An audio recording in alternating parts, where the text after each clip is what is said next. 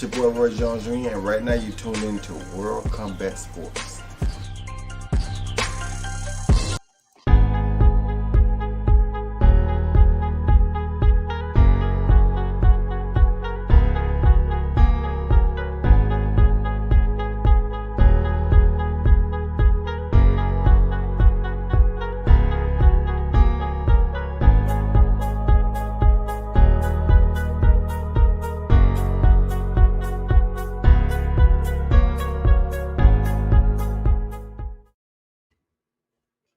Hello, everyone. Thanks for tuning in. Once again, you're listening to World Combat Sports.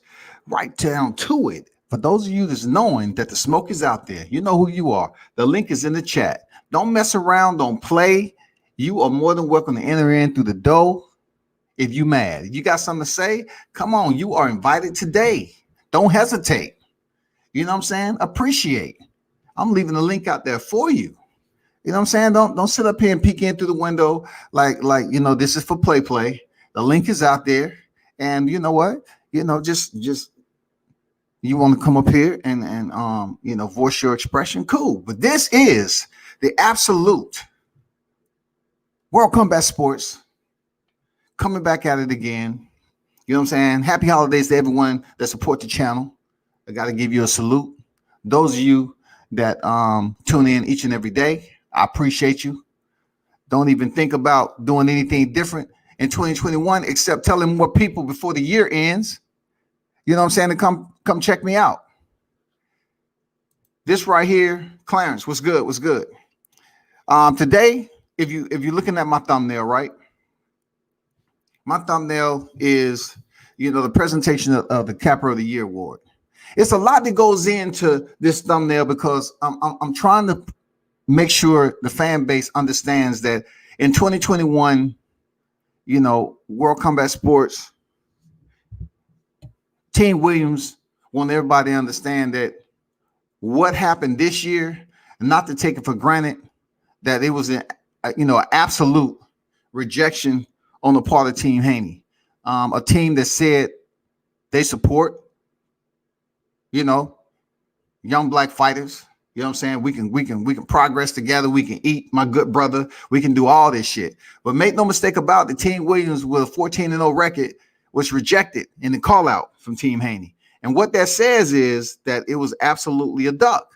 Now, the part I don't get from, people looking at him, he's able to go around here to 15, 16, 20 damn channels, is the fact that why would you discard an undefeated fighter when you have made it perfectly clear that at one point in time in your career in 2018, you was talking about them fighters, I'm on a whole nother level. Them fighters have 10 and 11 wins to their record.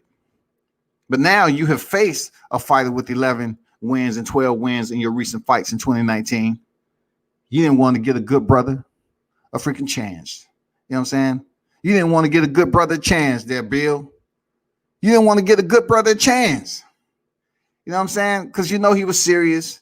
I don't know why you had to pick up the phone and shut the call out down to a point. I just thought that was extremely freaking petty. And what I want you all to know, closing out 2020, is that don't believe all the hype that's behind a fighter that refused to fight even those who are qualified. May not be the best.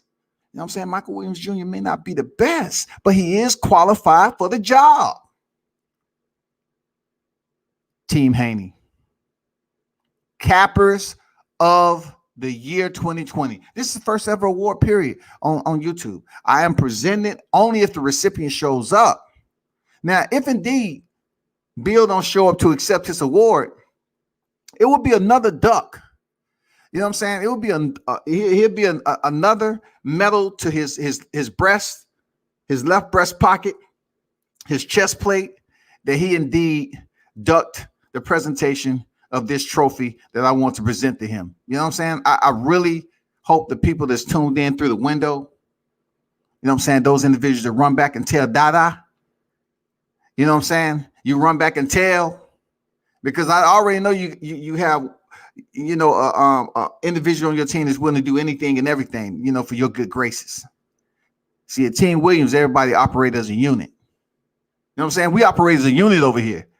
And low key, I think he wants to change over. I think he wants to cross over into friendly lines. And I think he wants to be a part of freaking Team Williams. I'm just going to be honest with you.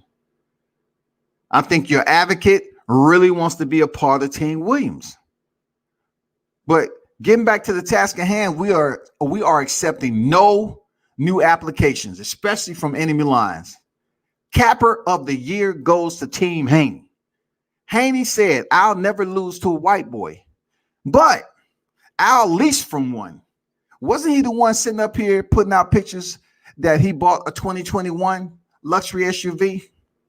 Did we see a receipt? Did we see the title? So you go up here once Team Williams call you out, and what happened? What happened? We forced you to jump on IG and post stacks of Amazon currency and a vehicle that we don't even know if it's yours or not. I'm serious. This is going to heat up real quick. I want to present the Capper of the Year to the recipient, man. Look at my thumbnail. He'll never lose to a white boy, but he'll lease for one. Look, my black brother, you know, my black brother, because it's all about black brothers eating, right? You say you'll never lose to a white boy, but yet you would give your money to them to prove a point that you are so-called living the lifestyle of affluency. You are so-called making all this money in boxing. Well, you know what? I give these adults out here in life the benefit of the doubt, people, that they're smart, they're intelligent. You know what I'm saying? They understand when they're seeing someone that's putting on a charade. And this is what I see with so-and-so's like Team Haney posting luxury vehicles. What does that do for the ring? Can you drive that motherfucker to the ring? Are they going to freaking widen the walkway for you to drive that SUV down to the ring? And look, my good brother, if they do allow you to drive it to the ring, because listen, you ain't the first to do it. The same person that you're trying to, you know, call out and say he ain't shit, I seen his before I seen yours. The ones that you paid the lease on. I seen Javante Davis all black before I seen yours. But the point is, you say you'll never lose to a white boy, but you'll lease from one. That's what Team Haney said. He'll never lose to a white boy. I'll lease from one, though. I give him my money, my good brother. I give him my money, my good brother. Because we all got to stand together. Yeah, we all got to stand together. We got to eat together. We got to progress together. All but Williams Jr.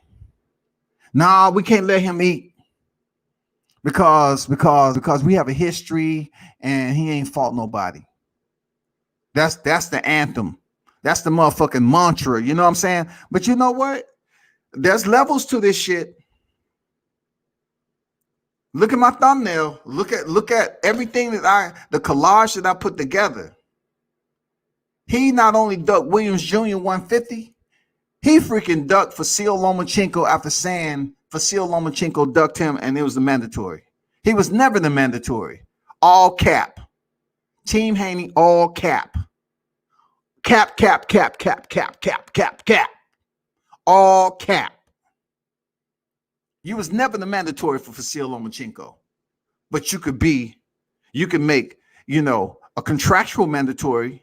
You could have for Michael Williams Jr., but you didn't. You told. If I don't hear your advocate up here telling on Errol Spence had a loaded gun in the weapon in his vehicle, that's your advocate, right?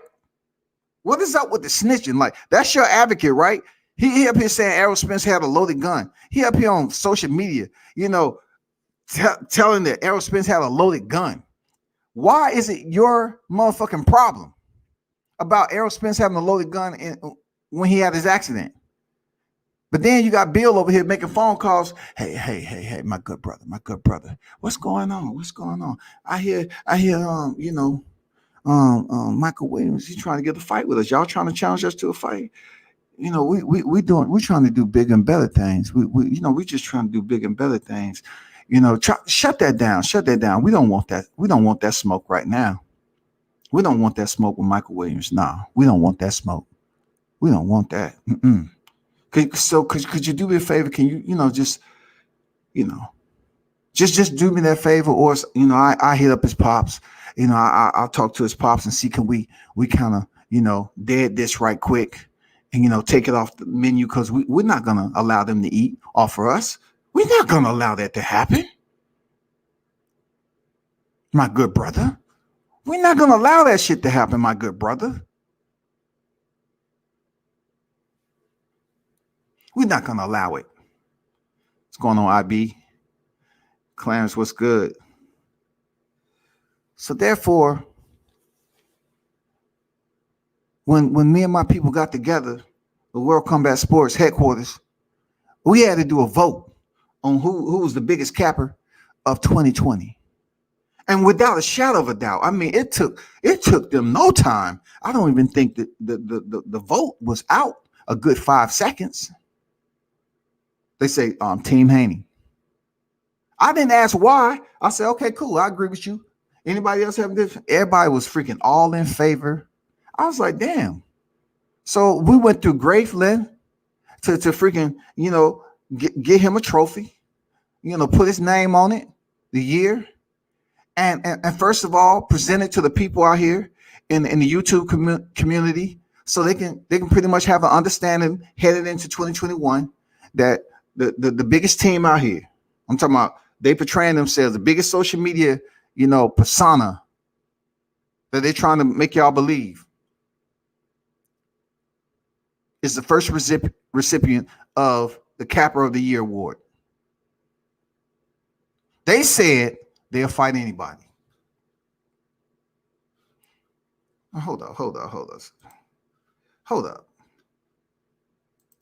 They said they will fight anybody, people. Bill Haney was on the Boxing Voice. He said, we'll fight anybody. Devin's he's destined to be great, and we'll fight anybody. I showed you the clip. Bill was capping. People. I wasn't disappointed because I knew it would happen. Like, I knew they weren't going to give 150 boy wanted the shot, because they might have felt like that was one of those times where, when the selection process goes all wrong. See, this would have been the opportune time where we have a replay in a lighter division. See, we seen it go down with Andy Ruiz, with Anthony Joshua. Now it would have went down in the lightweight division with Michael Williams Jr. and Devin Haney. Yeah, it would have went down. It would have been an upset. It would have changed the whole scheme of maneuver heading into 21. Them clout chasing Teofimo Lopez, who's unwilling to give them an opportunity. I totally agree, because they definitely need to step up. But a person like me to get press releases and behind the scenes type, I've been trying to just give them every benefit of the doubt as to why they shouldn't be Capper of the Year. Team Haney, I'm trying to give you, I'm looking at the box rec. I'm listening to your words that you're saying Devin Haney is, he'll fight anybody. And then, you make phone calls and you sit up here and tell on. You sit up here and tell on, what Team Williams is doing. You say, what's going on? We don't understand. So you shut that shit down. And then, you turn around and you ask about Lomachenko, that was supposedly your mandatory. That was never your mandatory. So he vacated the belt. You get the belt. You never even land a punch to get the belt. So we tell you, Team Williams tell you, hey, we don't need the belt. We don't need that motherfucking belt. Just give us the name and the resume. That's all we need. No, my good brother. No, not this year.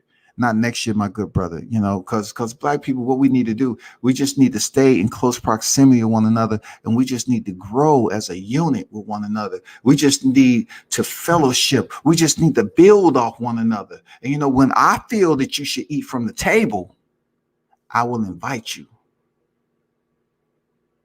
because our menu is different up here where I'm at. Our menu is different. So right now, I want you to continue to sit over there, in that area right there. And I'm, once we finish, we're going to try to, give you the leftovers that we have over here. And then that's how we're going to eat. So if you show your loyalty that you can eat our leftovers and hold tight, we'll take care of you about 4 or 5 years from now when you grow. You know what I'm saying? Because my son 25 and 0, Bill say Devin's 25 and 0. We earned that shit. You know what I'm saying? We 25 and 0. So we eat different over here. So let me get back. You wasting my time. Let me get back to going on these YouTube channels over here and finessing the motherfuckers. I'm saying, talking to them like they one of the hoes in the clique. You know what I'm saying? They in the circle. Why duck a fighter that you say he haven't fought nobody? Because to me, if he haven't fought anybody there, Bill, it should be easy work for you to take that fight before Teofimo Lopez, but it didn't happen. And then turn around, you say you'll never lose to a white boy, but you just duck one. You duck for Vasyl Lomachenko, who's a common opponent of Teofimo Lopez. It's not for me to understand. It is for me to talk about, though. The cappers of the year, Team Haney for sure. Tell me something different, because I need to know. Tell me, why am I wrong? That Bill Haney. Hey, I know he telling people, hey man, don't tune into that. He telling people don't go over there to World Combat Sports. And look, black people, you should want to tune in to the truth that I'm speaking, because look, it's a black fighter like Michael Williams Jr. that's out here, that's grinding and everything. His father get on here and let the boxing community know the real.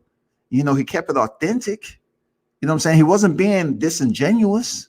You know what I'm saying? He wasn't up here misleading the public like Team Haney. He kept it real. The resume looks this way because of the budget and everything else. And that's what it is. It wasn't no freaking charade. But I can tell you what, when we lit the match, we pulled the pin, so to speak, proud military. We pulled the pin and tossed that first grenade out there. God damn, Devin Haney went on a 10-mile run, y'all. Devin Haney went on a 10-mile run. We ain't giving you shit. We had Devin Haney in the motherfucking feelings, dog. We had him in the feelings. For real. They wouldn't allow that fight, man. He was upset, posting all that shit. He was mad. How can you let a fighter that you say the resume, he hasn't even fought nobody and you don't care for, why he got you in your feelings like that? Like, he's going to get y'all so much in your feelings that you're going to put yourself in a trademark deficiency. You're going to put yourself in the vulnerability to violate a trademark by posting a video. Now, let me get to this video, right? Let's touch on this video, because this is all about the Capper of the Year award. So I have to touch on the video that came out where, like, once again, if Caesar is the one that's running your motherfucking your unit, you know what I'm saying? If it's Caesar, every now and then you might get some decisions like this. Back then, when Devin Haney and Michael Williams Jr. sparred, Roy Jones Jr., he wasn't there. He wasn't training Mike like that. They was in communication. He wasn't training like Mike. So tell everyone to take a close look as to where that video is at. Did Devin Haney, him and Michael Williams Jr. training in Las Vegas, or were they training down there Roy Jones Jr. compound? Which one is it? And basically, if by chance that video has any validity to it, you would absolutely do your research to say, well, where's Devin? Where's Bill in the picture? You don't see none of that. But you have a video that's put together poorly, I must say. It's just put together somebody else's footage, legitimate footage that those individuals will see sooner or later in upcoming hours. You use somebody else's footage to say that It's the basic footage that Michael Williams Jr. was knocked out in sparring. So therefore, was he knocked out in sparring just because he took a knee from a thumb to the eye? If indeed, why was Bill Haney never shown? You know, why did we not see Devin Haney in the video? Come on, y'all smarter than this. Come on, Workman, y'all smarter than that. That was a poorly presented video. I mean, it just shows that they're trying to catch up to Team Williams. You know what I'm saying? It's motherfucking different clutches in the game when you're shifting gears.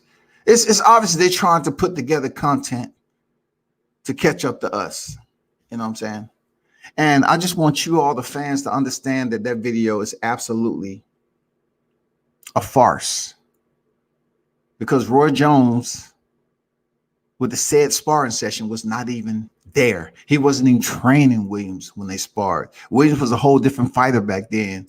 You know what I'm saying? So when you see the video and see the false title, and you better hurry up and take a look at it, because it's about to get taken down real quick. So hurry up and take a look at it, because if any sparring session is to be validated, right, especially when it comes to boxing, what do you need to do? You need to see both parties involved. You need to see that. So tap into your thought process, your intelligence. Don't expatiate. Expatiate means wandering off intellectually. Don't allow your brain to expatiate. Be smart and understand that if by chance they're trying to prove that that was the moment in which we spoke on with Devin Haney and Michael Williams Jr. sparring, where's Devin Haney at? And that's why they are the recipients of the Capper of the Year award, because they have Caesar running the asylum over there. Yes, they have Caesar. So when you have Caesar running the asylum, you're going to have some poor decisions. You know what I'm saying? Because Caesar really don't know everything that the human race is doing. You know what I'm saying? So he's going to go out here jumping around, climbing up trees and shit, running around, looking for scraps. Where is the evidence of Bill Haney and Devin Haney in that video that's out?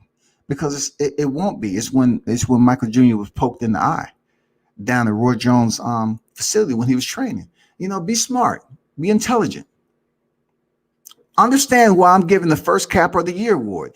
The recipient haven't showed up yet. Look, if Bill don't show up, this indeed will be another point to his Doug Masters freaking position on the list, because the more points you have, you're going to be up there for quite some time. It's like a ranking system. And right now at the top of the Doug Masters coalition, we have Team Haney. Internal to Team Haney is the two participants, Bill Haney and Devin Haney, the two cappers of them all. You know what I'm saying? We have to hold them accountable head into 2021. I'm trying to clean up the YouTube community. I want you all to understand that when people are pretending like they will fight anybody in this boxing game, that is not true. That isn't true. I have the receipts on deck, people. Milo, what's good? D Hodges on deck. What's good? What's good? Say happy holidays, come back when the hate don't work. They start telling lies. Absolutely. You know, I'm not going to play the video because, you know, the video is false. Because the people that I know that tune in to World Combat Sports, they understand they're looking for Haney, and they're looking for Bill, and they're looking for Devin. You don't see any of that in the video, but yet they put it out there and use somebody else's content, and it's far from any of it. I mean, not even any of it is truth when it comes to the title, and that just goes to show you how desperate these individuals are. But back to what I said initially, as far as them being the cappers of 2020. And sparring, or whether it be in a fight, you know, then you to witness greatness. That's what Devin is. That's what Devin is. We're willing to fight. We're willing to fight anybody. Yeah, I know. I'm recycling, but when they say they're fighting anybody, are we talking about shadow boxing? Oh, what are we talking about? Because really, I'm just trying to educate myself. You know, a lot of these kids are doing virtual learning, And myself, I'm doing virtual learning too with this boxing game because I go out here and talk to certain people and do my research and everything. But also, with my education, I want to talk to the people that's out there, and so they won't be bamboozled and hoodwinked when it comes to Team Haney talking about they'll fight anybody, because they won't. Listen to me, people. I said it to you over and over again. Yuriorkis Gamboa his ranking globally is 30. All right, 30. I guarantee you anything. I guarantee you that, people, that Devin Haney's next opponent, which won't be Teofimo Lopez, his next opponent will not be ranked in the top 30. Because the way Bill Haney puts it, that no one wanted to face Devin Haney in the top 25 or the bottom 25. Capping. Cap. And I'm not even the one that like using these cliche terms, but when I spoke of Team Haney, I said, man, that is the biggest, the largest capping team out here on social media. They're the largest. I'm not saying they don't have money, but listen, when you're sitting up here saying you'll never lose to a white boy, you'll fight anybody and all that, but yet you don't want to fight the brothers.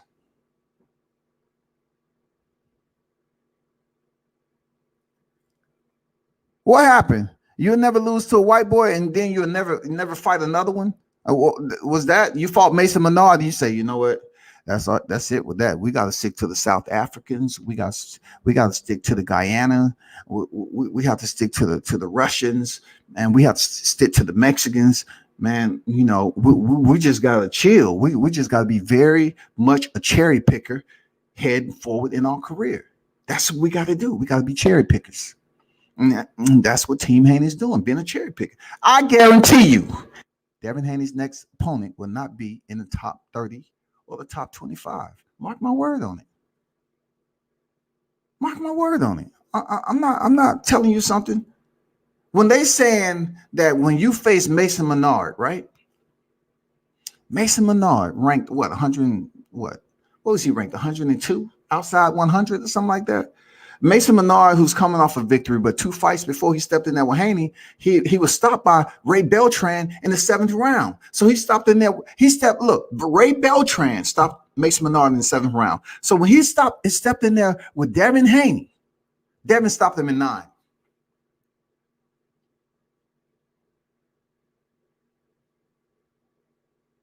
That's 2 more rounds than Ray Beltran. Raymond Beltran. That's 2 more. So we all know the history. When Mason Menard, a common opponent, stepped in there with Teofimo Lopez, boom, smashed him in the 1st round face first. Now let me ask my intelligent viewers, right? If by chance Mason Menard, all right, fought another opponent after being stopped by Ray Beltran in the 7th round, stopped by Devin Haney in the 9, and stopped by Teofimo in the 1st round. Let's just say, for instance, Team Haney, who said they'll fight anybody. And then turn around, I'm thinking to myself, they will fight anybody. Anybody from the bottom of the motherfucking barrel they can get. Selectively chosen from the buckets of cherries. You know what I'm saying? That's what they do. They're right. It took me a little bit of time to ponder that thought. I said, Bill, he was capping. But in a way, Bill, the way he tried to talk slick to the public, you got to decipher some of that shit. So he said, hey, Devin, he that's to be great. We'll fight anybody. Bill is right. If they're in the back of motherfucking Target, if they at the YMCA and they just happen to see a motherfucker back there shallow boxing, they will fight anybody. So Mason Menard, who's been stopped in the 7th by Beltran, the 9th by freaking Devin Haney, and then round 1 by Teofimo Lopez. Would that encourage you as a team and a trainer to go find a fighter who went a majority decision with Mason Menard? I'm gonna let you sit with that thought. Let me tell you again. If Mason Menard, being that he was stopped by 3 people, 3 individuals that you know, Beltran, Haney, Teofimo Lopez. Then you found out that Mason Menard earned a majority decision with the other fighter, this one other fighter. Would you, Team Haney, go select that fighter who just won the majority decision with Mason Menard, who y'all stopped in 9, who Beltran stopped in 7, who Teofimo Lopez stopped in 1? Would you go find an opponent? And you saying y'all trying to be great and fight the best? Let that shit sit with y'all for a second.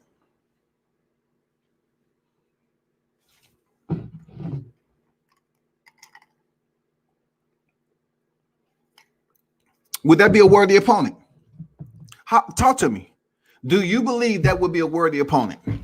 If Mason Menard earned a majority decision against this particular boxer, and Team Haney is basically saying they'll fight anybody, Devin's trying to be great, all this shit, right? If they select an opponent who earned a majority decision against Mason Menard, and Team Haney selected him, what are you, the public, going to do about it? Because this all blends in with the Cappers of the Year Award 2020. What are you, the public, going to say about that? You still going to compare him to Floyd Mayweather? Are you going to compare them to one of the best to ever do it? You know what I'm saying? Are you going to not hold Devin Haney accountable for ducking Team Williams?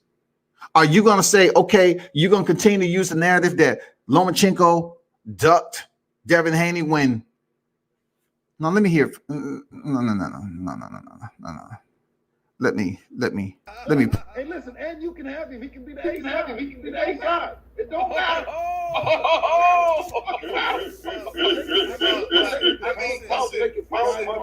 guy with all the shit. Put him on the A side. Put him up on the fly. Put him on the shit. No problem.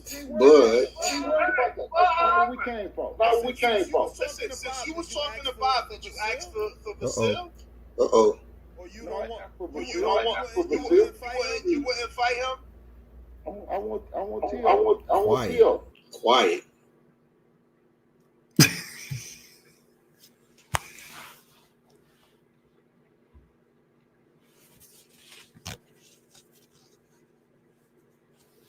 Shout out to Nestor Gibbs on the Boxing Voice. It has absolutely nothing to do. He has no culpability in this. He's doing his job, people. Just like I'm doing my job. Shout out to the Boxing Voice. I watch him.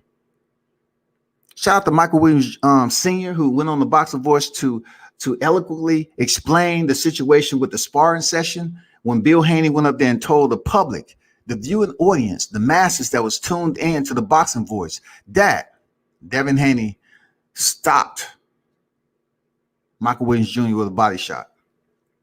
He had to go on there and do recovery. He had to go in there and explain the real. That's what I'm talking about. Capping. I'm talking about underscoring capping. Capping of the year. You sit up there and say your son stopped Michael Williams Jr. and he did not. He didn't even freaking go to a knee immediately. Bill Haney stopped the sparring match. Bill stopped it. But you go tell the audience that's tuning in to the Boxing Voice, you tell them an absolute and utter complete lie. A lie. He's a capper. Don't be mad at me. Don't be mad at me. I'm just advocating. I am the voice and the mouthpiece. I can sit up here and speak for Team Williams because of what I know and experience from support. Not so-called bandwagon riding because I'm looking for 4 or 5 rolls of nickels, you know what I'm saying? So I can go out here and buy my next hit. You know what I'm saying? I'm drug-free. You know what I'm saying? So I'm not waiting on somebody to come and cash out. His cash out came. Oh, shit. I'm waiting for a hit. God damn it. Oh, man. What is he late? I need a... Come on, man. Pokey. Get that cash out. I need that. You know what I'm saying? I mean, goddamn. What's going on, Dunny Hall? How you feel, man? Thanks for pulling up. T. Mason in the building. Salute to you. Eric McRae, what's good? He said Bill Haney is full of shit as Christmas turkey. Damn. He compared Bill for a full turkey on Thanksgiving holiday. Listen, people. This is what I want you to understand about me. I'll do my research as much as I possibly can, and then I will basically come out here and speak to you as the people. But especially for the channels out there that Bill has frequent, especially during the Gary Russell situation. All right. But this was a little different. Okay. People were downplaying one of the best boxers in the sport in Gary Russell Jr. Absolutely. One of the best. I mess with the Russell team. Salute to Team Russell. Then it comes to Team Williams. You want to believe that just because the popularity of a fighter and his resume doesn't live up to what you're portraying or projecting out here to the audience, people should just shut it down. So when that wasn't enough and people actually start latching on to it, say, you know what, that'll be a pretty decent fight. Why do you think the public was latching on to this fight? Because they saw it as a really good matchup for Devin Haney. Why did they say that? Because you, Devin Haney, has not stepped up to the plate and fought reputable competition enough to your public and your fans to say, you know what, Michael Williams don't deserve that fight. You're not on that level yet. But this is how it comes down to the culture. Devin Haney wants you, his people, to believe that if he stunts enough on IG and he places freaking, Amazon currency in the window of the vehicle and on the floor, that Black people are so naive and ignorant that we would just overlook everything else because we're in awe of what Devin Haney's doing on social media. We say, oh man, he went about the 2021. Oh man, that vehicle looks so good. He went out there and leased that shit. Oh, damn, that's cool. Oh, they living in a big house. Oh man, that's nice. You know what I'm saying? They think all Black people need to ensure that they support another Black fighter is just to see they're living well. Not every Black person live vicariously through an individual that is out here living differently than ourselves. That is fact. Not all of us is like that. I'm not like that. But listen, you had Michael Williams Sr. come here and tell y'all that he out here grinding. Don't you always hear that narrative? I'm out here grinding. I'm getting it from the mud. I'm out here on the clock. I'm putting it in anything. I'll make the sacrifice for my son. It's plenty of people out there that make the sacrifice for their son. I mean, dog hours. I'm talking about the hours that's off the motherfucking clock in the ring, training by any means necessary, any place. They out here grinding and making that shit happen. But the disconnect come in where when you start to see someone else that was able to reach a certain place in their boxing career where they're living better. It doesn't mean they're doing better. They're living better than that fighter that's still on the grind and getting it from the mud, right? So when you get that fighter that's still grinding and getting it from the mud, and they might have some type of relationship, previous relationship, whether it be sparring or whatever, and they reach out to them, they say, hey, we want that fight, man. We want that fight. We want to challenge Devin Haney. Because that, 14-0. We undefeated. We want that fight. So it comes down to a point where, they try to see how many people are going to freaking attach themselves to it and say, damn, that'd be a good matchup, right? And then a lot of people did. Motherfucking, so many people started goddamn blowing Michael Williams Jr. up saying, yeah, we want this fight. Bill had to shut that shit down. Petty. Man, I'm talking like I know he an OG in the game or whatever he did, but that shit right there was absolutely petty. For him to make a phone call just to shut social media down when Devin doesn't even have a fight coming up, y'all. My people, you know what I'm saying? My good brother. When I eat, you eat. Ain't that what they say? When I eat, you eat. So he shut down a young bull, 21 years old. 21 years old. Wasn't the narrative coming from Team Haney? Oh, Devin Haney's doing it in such a short fashion. He's so young. He has such a bright future. When they was getting me to help them interview and shit, and me, being the nice person I am, I went over there and helped them interview and all that. And all of a sudden, I'm not saying that Devin Haney is the number one lightweight. So they want to try to chastise a grown ass man and say I'm dick riding. I'm on the bandwagon of what? So now I'm here to bless the people that's tuned in and help you understand that the biggest team on social media right now that's capping for y'all, and I guarantee you his next opponent will not be in the top 30. Devin Haney is ranked 4th in the lightweight division right now. He's ranked 4th. And they're up here saying, excuse me, we're better than Gervonta Davis. Oh, we should fight Teofimo Lopez next. We got the WBC strap, right? Why are you ranked 4th? You're 25-0. Why are you ranked 4th? Why do they still have Vasil Lomachenko ranked ahead of you? So when Nestor Gibbs asked Bill Haney, so when you was talking to Bob Arum, you didn't ask about Vasil Lomachenko, big dog? I mean, the name didn't cross? The name didn't cross, you know what I'm saying? And the name didn't cross, like, why you didn't bring up Vasil Lomachenko, big dog?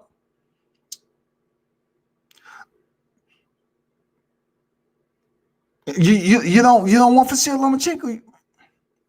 No, we want Tio. So who's ducking? Who's part of the Duck Masters Coalition if you don't want the previous top 2 pound for pound? Because this, the way I need to lay it out for the smart, intelligent human beings that's tuned in that can see where I'm going with this, right? Peep this, right? Isn't the lay of the land on when people start to talk about fighters? They sit up here, okay, why don't you fight this fighter that's so-and-so is fault? Isn't that how boxing roll over? You know, fight this opponent. You fight them, and we see how you do. Then we'll try to get you this name right here. So going back to my boy Mason Menard, you know, coming off Beltran. Team Haney picks up another one that has been knocked out, right? Boom. Man, don't let me set this motherfucker fire. Team Haney picks up another fighter that's been stopped. Ray Beltran stopped Mason Menard. They pick him up.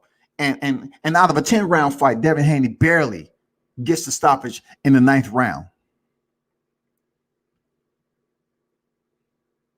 You notice I haven't said facts on the end of this shit.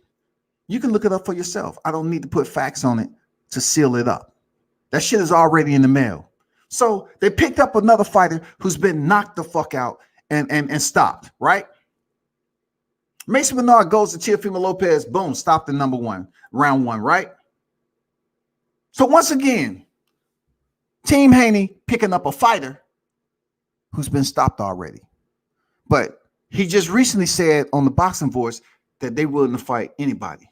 And we believe that shit now. You willing to fight anybody. Anybody. They can be at a quick trip.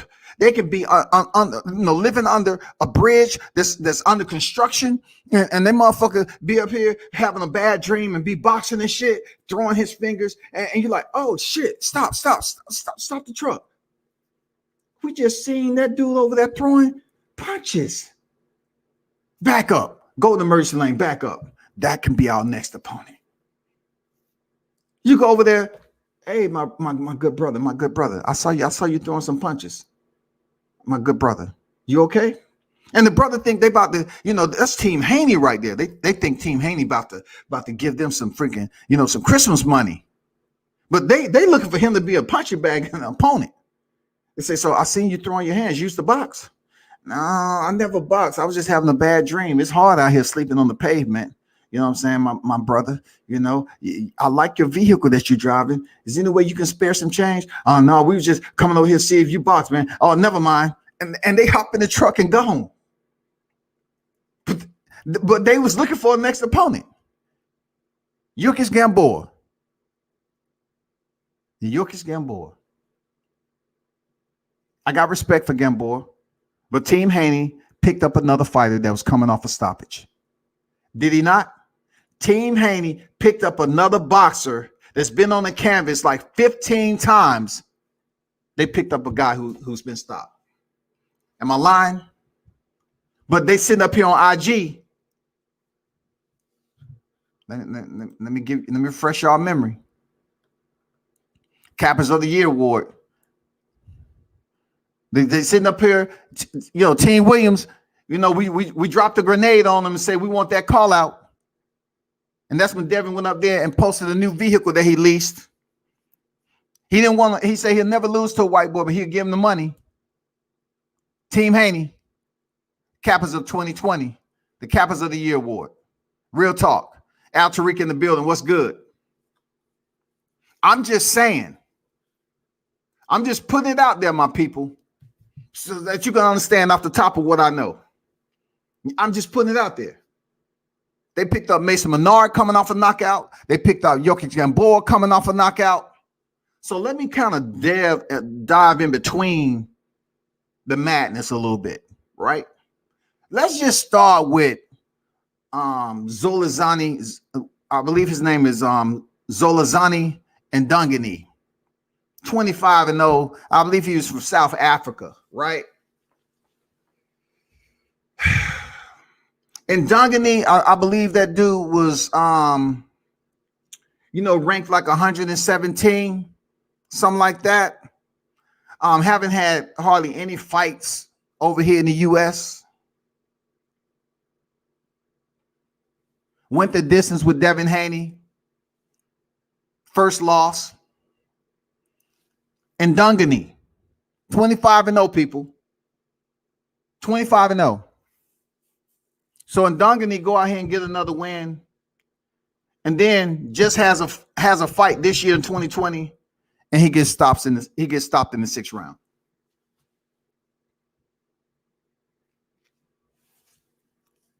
And shout out to all jiu-jitsu practitioners out there. He gets stopped in the 6th round, people. Do you understand what I'm saying about the biggest cappers of 2020? And Dungani gets stopped. He wins one fight and then gets stopped. Fight Haney, fight again, and get stopped in the 6th round. So you saying World Combat Sports? So what you trying to make as far as him taking another fight and then going in there and getting stopped in the 6th round? What I'm trying to say is that Devin Haney couldn't do it.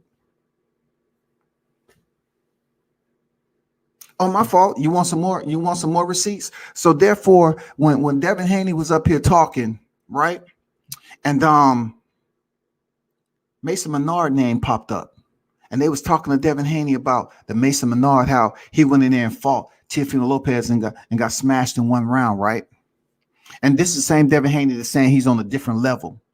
He's on a different level than these guys, right?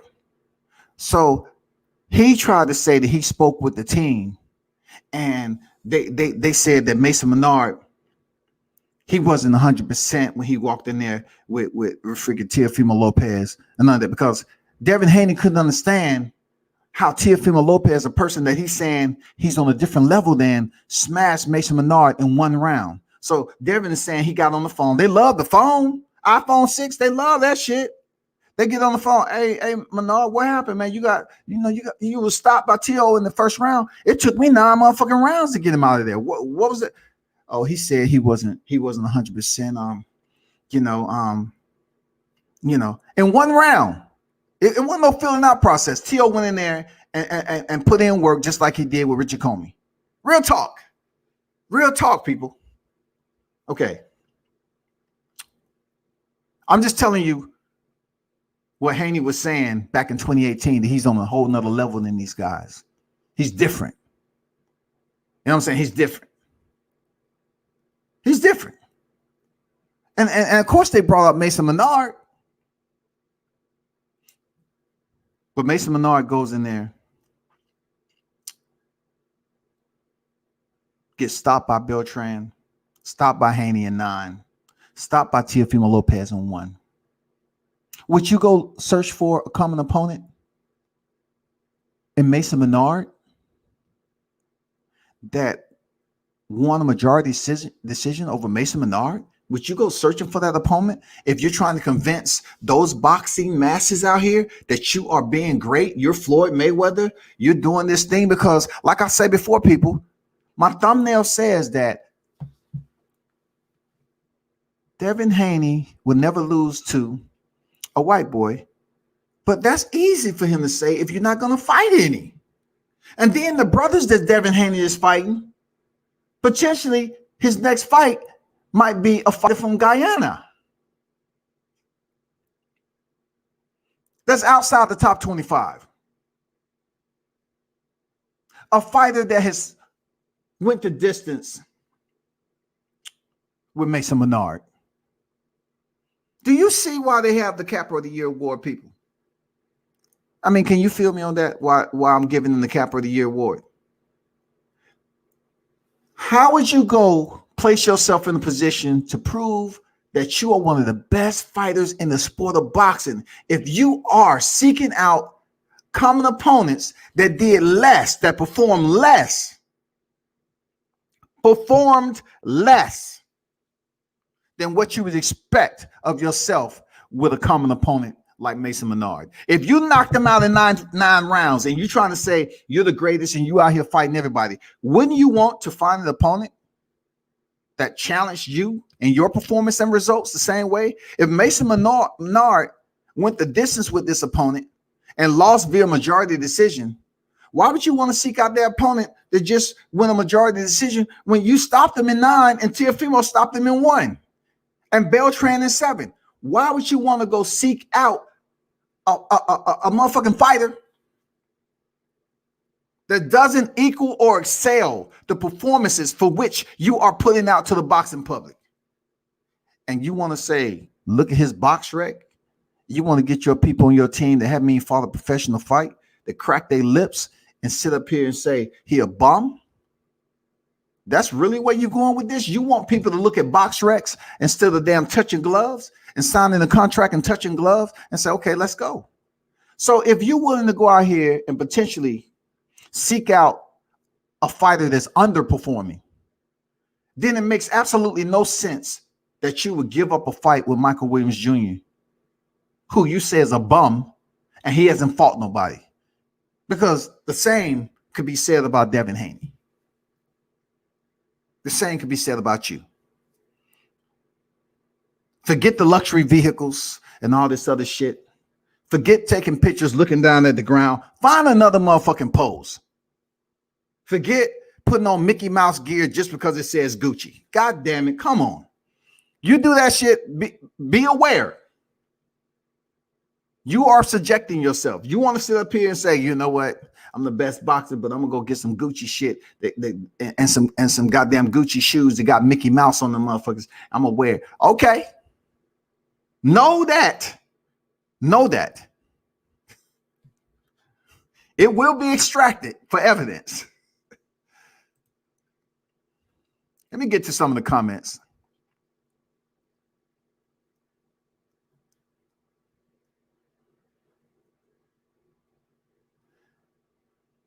Okay, 21 Strong said, W says, who call me fighting? I'll tell you who call me fighting, because this is what I do there, 21. He's fighting Jackson Marinez, who lost a controversial decision to Rolly Romero.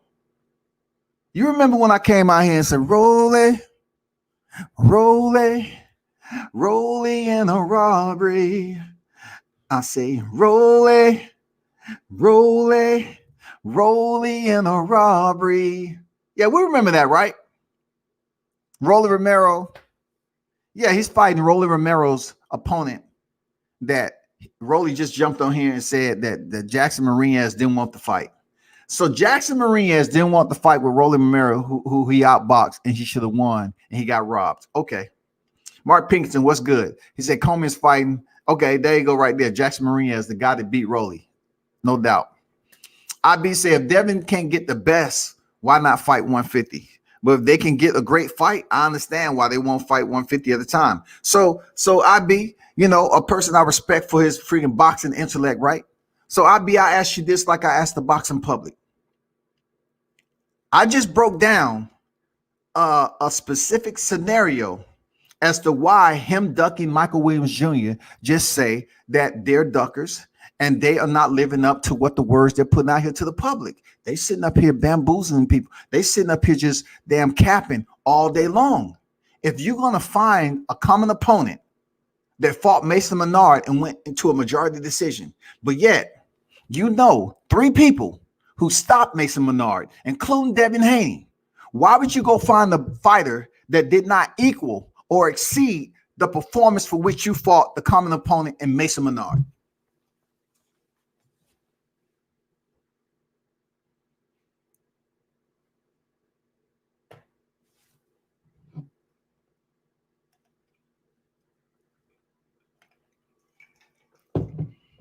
That's all I'm saying. That's all I want to know. Why? We are expecting you to come back and fight somebody that's equal or more if you're going to find a common opponent to convince us that you're fighting good competition. Not just good competition. I'm talking about competition that is on your level, because when I watched that interview with Devin Haney back in 2018, Devin Haney said, these guys not on my level. Once again, a person like me that, I'm pretty much abusing the space that I have up here. My imagination can be pretty brutal at times. So I'm saying, okay, Devin Haney saying he's on a different level. You are on a different level. Just like I said, Bill, it means he'll fight anybody. Yeah, he'll fight anybody. The guy up under the bridge, the motherfucking dude that just got fired from Popeye's Chicken, that can goddamn give Team Haney the recipe. You know what I'm saying? Like, it's something going on. But then I look at Devin Haney and say he on a different level. You're right. If you comparing yourselves to the level of the elite fighters in boxing right now, your selection process isn't up to par. Excuse me. Your selection process isn't up to par. The reason being is you hold the WBC strap. Everybody is saying that Teofimo should indeed fight Devin Haney for the undisputed before moving up to 140. That is the language, people. Come back after Teofimo take this next fight for whatever money it is. I can give a damn. He should come back and fight Devin Haney. And Teo's like, Devin ain't did anything. Okay, let World Combat Sports break this shit down even more, right?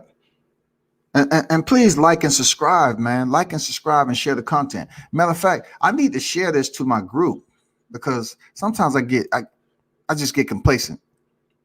You know what I'm saying? Let me share this to my group for those over there. My group on Facebook is World Combat Sports. You know what I'm saying? Let me just take a quick break and share this to my group. And then I have a boxing group on Facebook called All Hands Boxing. Now, I know I don't mention it too much, but that's just my association outside of YouTube. All Hands Boxing with an S. So let me get back to, this cookout right here. So let me break it down even more to y'all, right? So his opponent right here that he's clout chasing is Teofimo Lopez. D-Ray in the building. What's good? Transcendent Sports. What's good? What's good?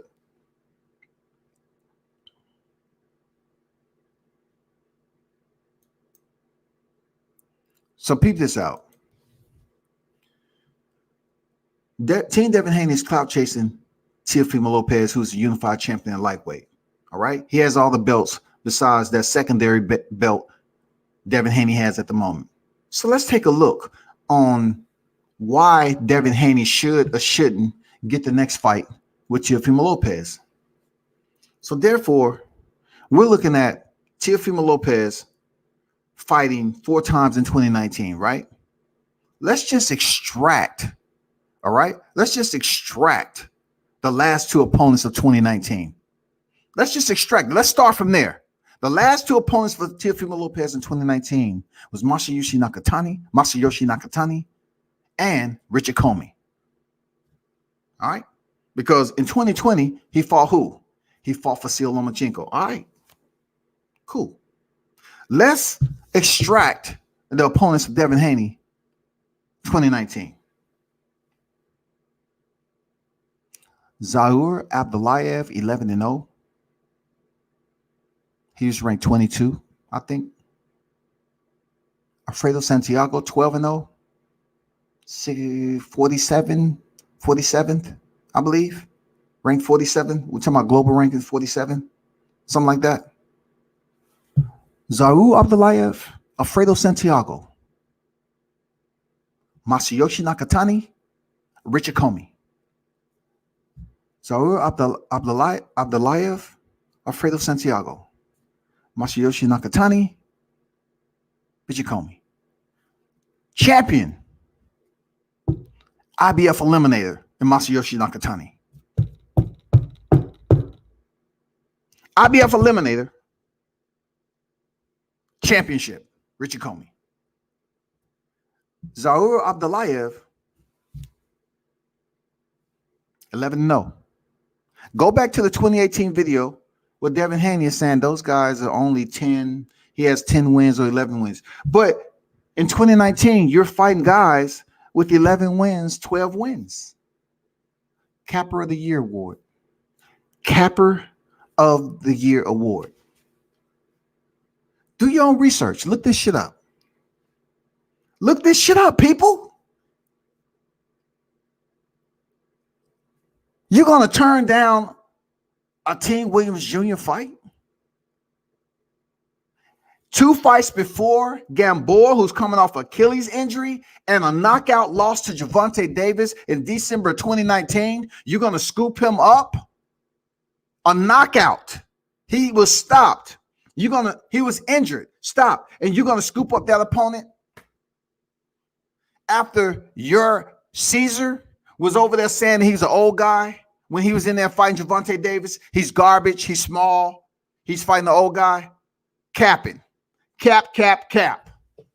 Team Haney, a cap. All cap. They was in there dogging out Gervonta Davis for fighting Gamboa and then turn right back around and believe that they have a wounded motherfucking lion. And they want to say, oh, man, it's the perfect time. Look at that. He limping still. He can't be fully healed. He can't be 100%. Hey, tell them to get on the phone. Let's see can we get that fight. Let's give him 600. Let's see what we can make. Eddie, can we make it worth his while for the good brother, the good Cuban brother? We want to make the good Cuban brother. We want to give him off. He can't. He won't refuse because he got short arms. He's old. He'll be 39. Man, good brother, make this fight. This is opportune. We got to seize the moment. Perfect matchup for Devin.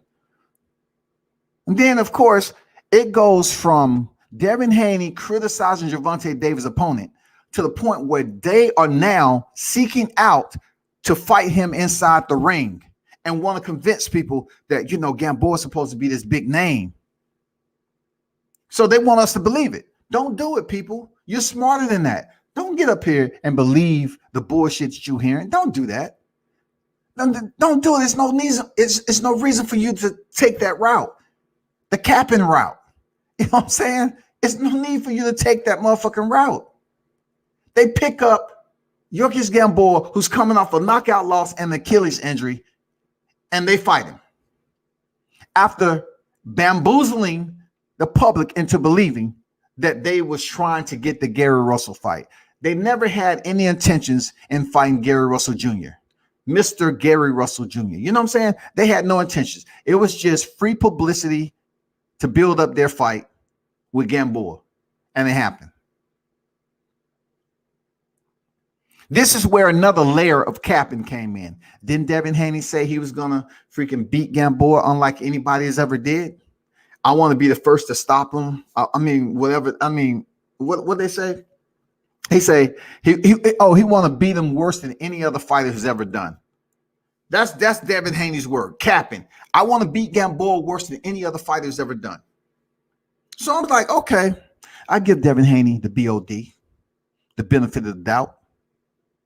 All right, let's see if you can go in there and beat the shit out of Yuriorkis Gamboa, like you say. Oh, I beat the shit out of him. I beat the dog shit out of him.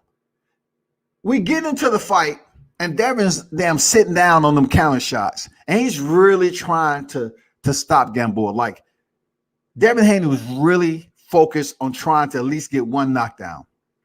But every time he landed that counter uppercut, somehow, some way, I'm looking at the screen. I'm like, shit. You know, I'm grabbing the motherfucking Windex, you know, spraying it on my screen, wiping that shit so it can get clear.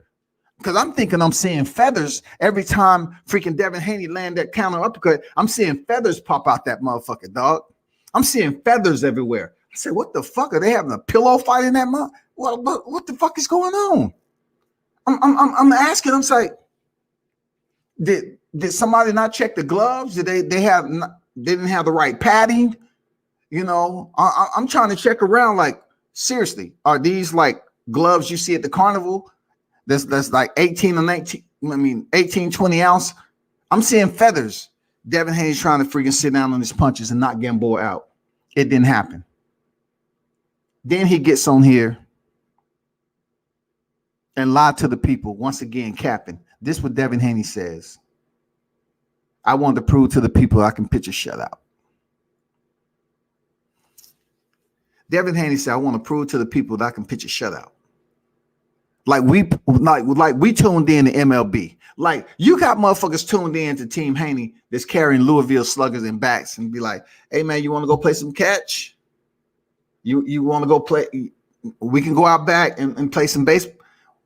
He said he wanted to prove to the people that he can pitch a shutout, y'all. Capping.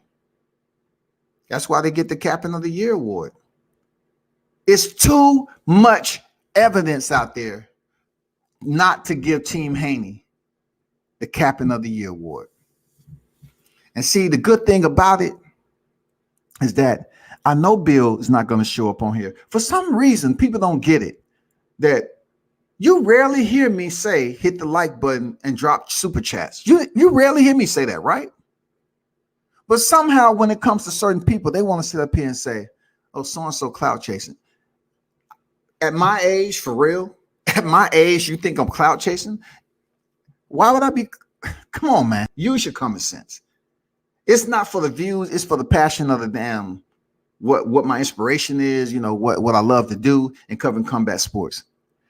But I just had to present the Captain of the Year award. And I was really hoping the recipient showed up so he can try the, talk like, hey, I had to drop through, show my good brother, get in my robe, get my robe and show you, look at this right here. Look right there, my good brother right here, see the house, high ceilings, you know what I'm saying? High ceilings, and that's the way we roll down here. The Team Haney, that's the way we roll down. That's what we got going on right here. We always living and giving, we living and giving this holiday season. You know what I'm saying? We want to help out everybody we can help out, So, and somebody asked Bill Haney, so why y'all didn't face Michael Williams Jr.? And then he says, did you mention the fucking Michael Williams Jr.? You must be focused on smoking that good shit. He tried to play it out off. And it's a good, solid question. But to the people that he's communicating with, he would try to run that game. He would try to smooth it over with that banter as if, Michael Williams Jr. is a subordinate, like he's inferior when it comes to the boxing game. You know what I'm saying? They would love to have Michael Williams Jr. signed to Devin Haney Promotions. They would love that shit. They would love to abandon Roy Jones like Team Haney did. Yeah. They would love for Team Williams to abandon Roy Jones like Team Haney did. Yeah. Yeah. You did. And that's bad. If you're trying to compare yourself to Floyd Mayweather 2.3 0 or whatever, why y'all burn that bridge? Why y'all didn't sign with TMT? Why y'all didn't sign with Mayweather? Just because you stop through and pick up different pointers and tips doesn't mean you will master them, that Team Haney. You may be a boxer of many techniques, but a master of none.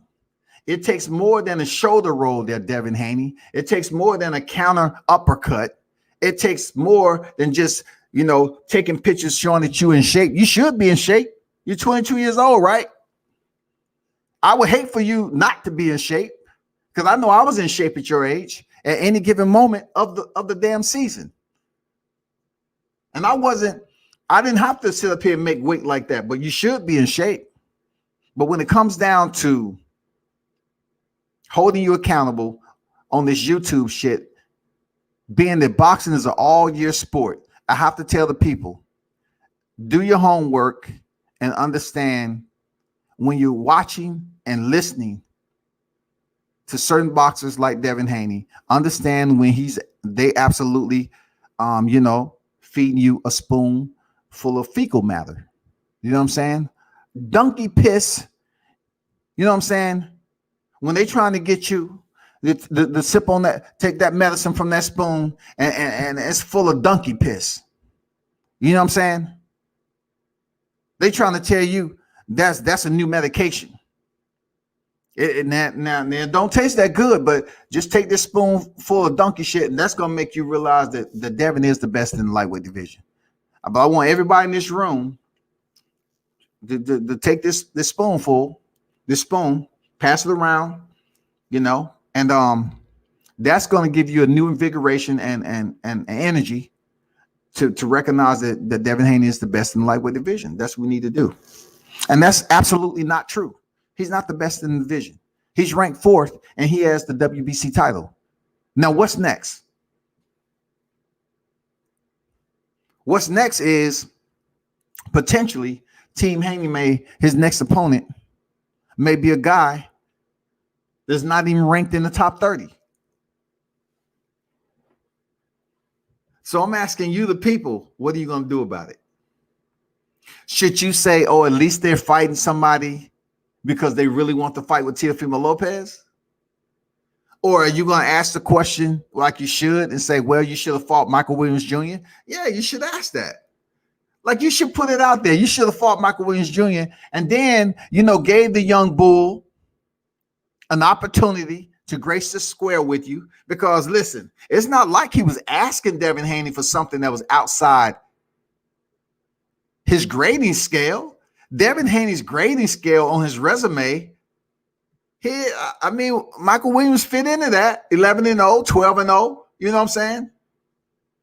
But goddamn it, he's the wrong complexion. He's the wrong fucking complexion. God damn it. I was trying to tell Michael Williams, I said, God damn it, we need to go find him some vertigo pills and switch up his country that he represents. Say that he represents Germany or something. He need to disappear for a couple of months and say he's from Germany. You know what I'm saying? He need to be from a different country so they can say, okay, now we will accept the fight. Because listen, let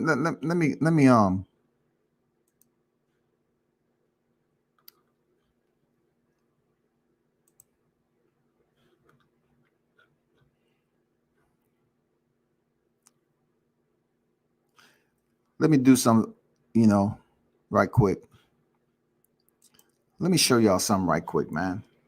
Because I'm not on here just, doing this shit comedy. It's no way, shape, or form comedy. I just want people to understand, because I see too many channels out here, that I'm not saying don't support black fighters. Don't have anything to do with black fighters. It has something to do with individuals that's believe that they can talk about certain individuals while they out here capping to the public. You know what I'm saying? Check this out.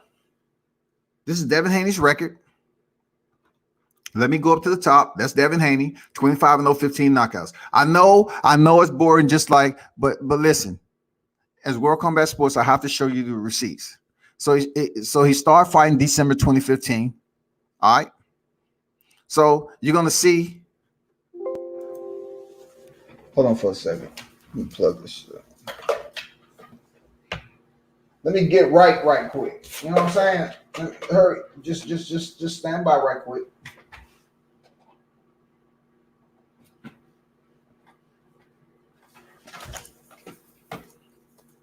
Appreciate your patience.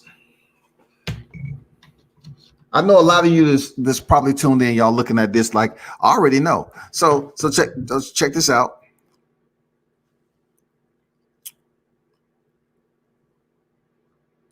Look at the flag.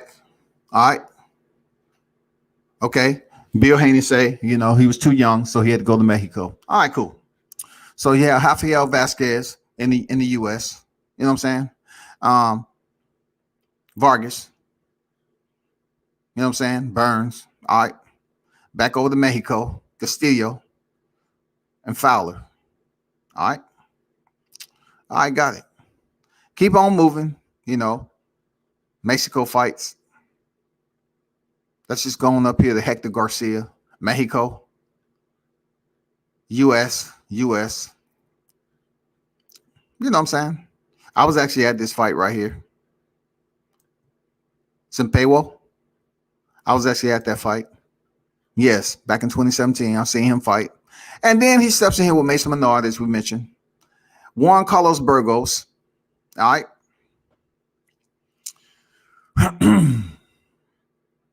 And Dungany. Unanimous decision. Tonio Moran. 24-3. I think he was ranked like what? 169. Let me see where he was ranked. He was ranked 29th. Tonio Moran, 29th, right? So Zaur Abdullayev, which we went over, and Alfredo Santiago. Now these two right here, Madison Square Garden and Staples Center, you know, this is 2019, people. I told you the first fight he took in 2019 was in Dungany. And then he went to Moran, Abdullayev, Santiago. And then due to the pandemic, he came back in November and fought Gamboa, who was coming off a loss to Gervonta Davis.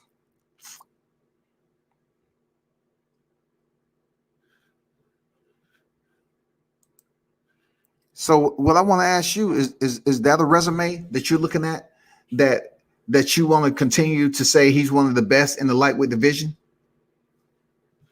Come on, man.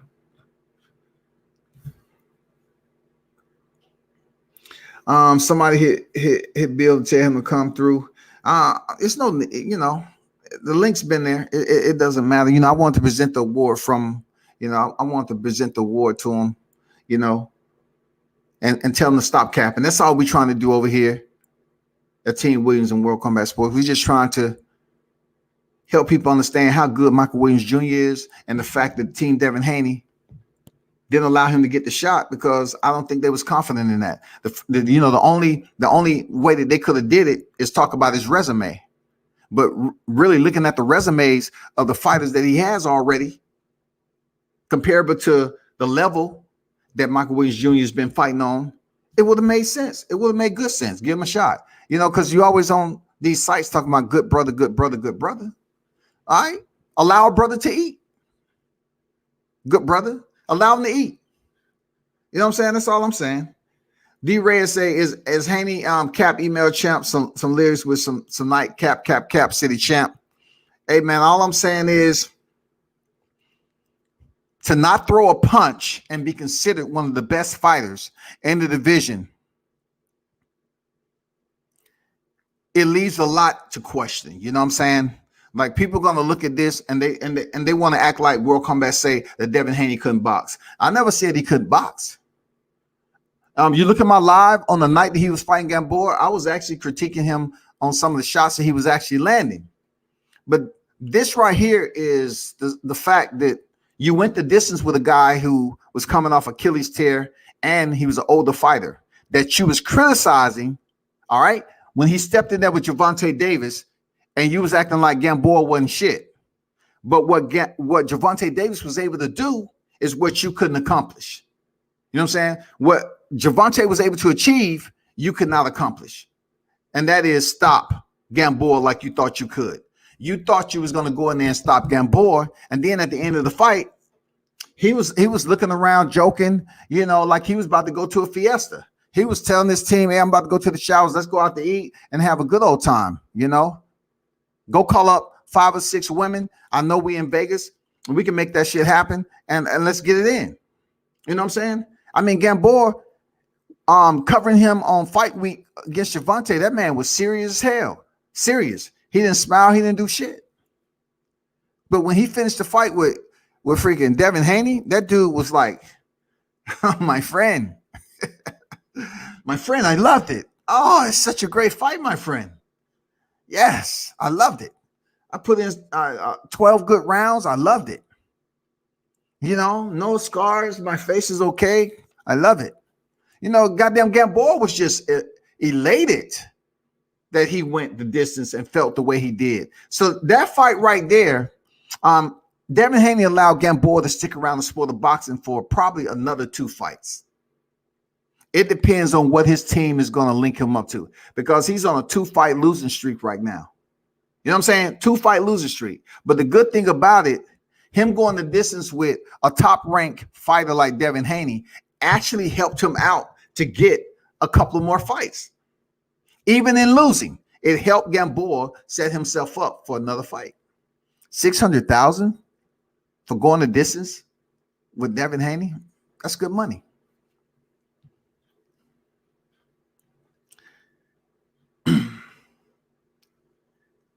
I couldn't tell you, D-Ray. I don't pay attention to that shit. I knew it would. Thanks for the info, man. Because you know I'm on here doing the live. I didn't even pay attention. I was looking at the earlier card. You know what I'm saying? But appreciate the drop, man. He said the PBC card ended in all stoppages.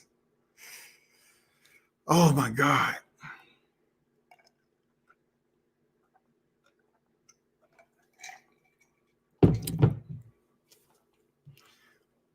Well, at least we got an opportunity to watch some boxing today.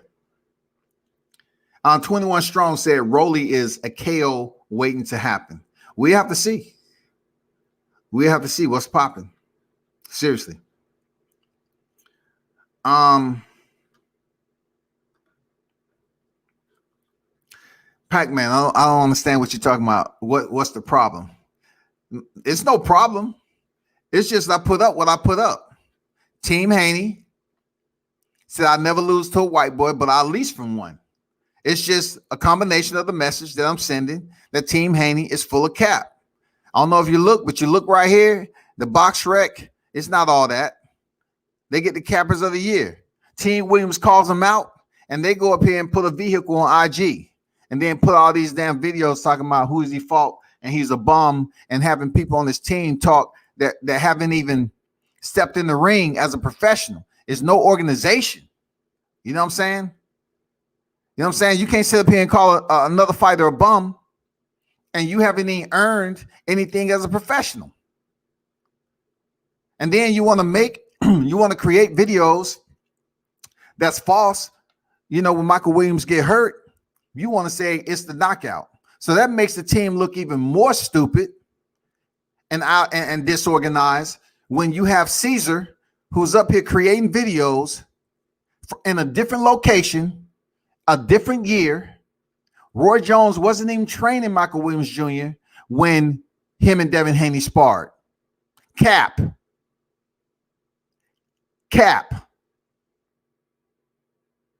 He wasn't even training him. Anybody who know and have been down to Roy Jones Jr. Facility know that would have been him. Why is Roy Jones over there attending to Michael Williams Jr. and you don't see Team Haney over there if the video has any type of merit? You know what I'm saying? It's cap. That's where I'm at with it. Mark Anthony says Haney doesn't have the power he thinks he has. It's been shown in the last Gamboa fight. I mean, I totally agree with you there, Mark. That's what I was discussing on top of. I don't want the boxing fans, especially the ones that tune into World Combat Sports. I don't want y'all to ever think you have to show up here and I'm going to tell you a bunch of lies and shit. I'm just going to give you my opinion. You'll never hear me put my opinion out there and say facts on the end of it. You know, I give you my opinion and say facts like people love to do. That's fact. You know what I'm saying? But people love to be lied to on this motherfucker, dog. Like, they love to be lied to. So what I'm doing is I'm basically advocating to the point to identify that Michael Williams Jr. isn't a bum and he should have got the shot right with Devin Haney. And my validation is that, you know, when I showed the receipt of his name box rec, when he said that Michael Williams was a bum and everything else that goes along with it. I want you to be able to say it takes more than calling a fighter a bum when you haven't did much in boxing thus far. Just because you was young and you went back and forth over to Mexico, excuse me, that's what you're supposed to do. You're in the sport. This is your livelihood. Now, I look at it like this. If by chance you're going to prove to the boxing masses that you want to fight with Teofimo Lopez, don't be mad when Teofimo look at you like you're looking at Michael Williams Jr. and say, what have you done to deserve a fight with me? Did you fight a Masayoshi Nakatani? Did you fight a champion for your belt, Richard Comey? Did you fight and win the top 2 pound for pound in Vasil Lomachenko? Were you the one who ran the gauntlet like that? 2 fights in 2019 off a 4-fight schedule and turn around in 2020 during the pandemic and fight the top 2 pound for pound guy. Let me know, did you run the gauntlet like that, Devin Haney? Absolutely not. You didn't. I don't care who's mad because they want to, you know, support. I never said I told anybody not to support Devin Haney.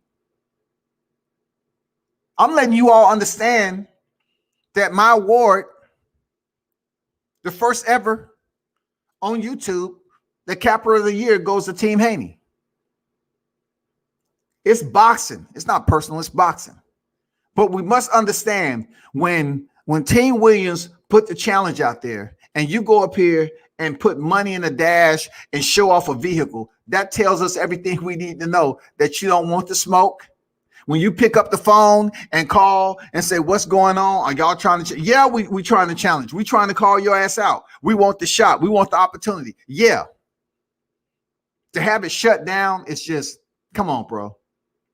Man, come on, man. You got to have it shut down just so people can stop reaching out to Devin Haney and say, hey, man, why don't you fight this guy? Because we're looking at Abdulayev and Santiago, and that's not really something that's such a huge disparity of reach that you can't fight a Michael Williams Jr. And then, you know, once again, the boxing voice asked, when you talked to Bob Arum, did you even mention Vasil Lomachenko fighting, you know, getting Vasil? It was quiet. It was crickets.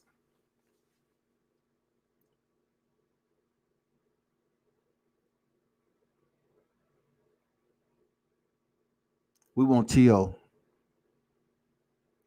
So who's ducking who now?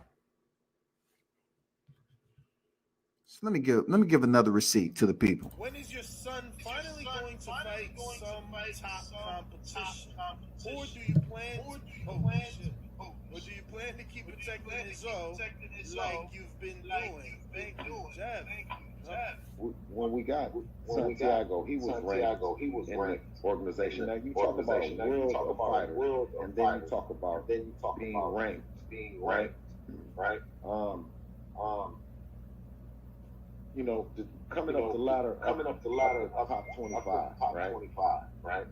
The bottom 25 didn't want to fight Devin, and the top 25 didn't want to fight Devin. For us, it's all just one and the same. So if it's one and the same, so why don't you fight Michael Williams? If you're up here brabbling,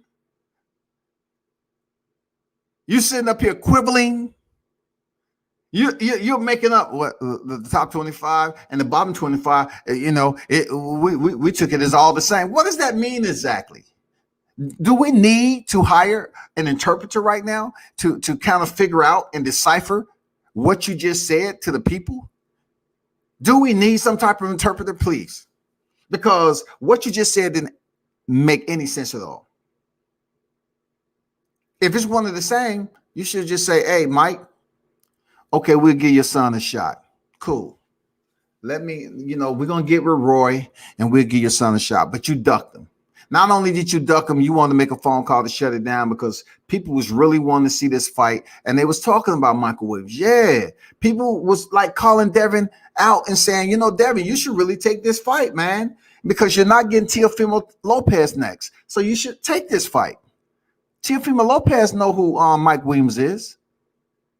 You know what he was if you look at the video where he was showing Devin Haney and Teofimo Lopez. I got the video. I was right there. I got the same video. That was at Floyd Mayweather's fight card on Thursday at the MGM Grand. I was there. I got the same footage. They're making a big deal about who stopped who or who beat who in sparring when it came to Teofimo Lopez and Devin Haney. That's the dumbest shit ever because, listen, they must not learn their lesson. This is how I'm going to break this shit down again. Team Haney didn't learn their lesson. This is what happened when you stun on IG too much. Team Haney is not assessing the fact that Team Lopez made it to the pot of gold before they did. I would have him being proud military, being how I think, I would have a problem with that. I would turn to my team. I say, God damn it. Damn, we playing catch up. Shit. That's supposed to be us. Team Lopez was able to seek out and gather the pot of gold before Team Haney. You all wanted to homestead at the WBC when the shit was crumbling. In the military, if we're pushing over in country and we dare to shut it down and take over, then if one mission, the plan of attack doesn't work, we have a second plan of attack. If you're in charge of a unit, you have to continue to make the necessary changes.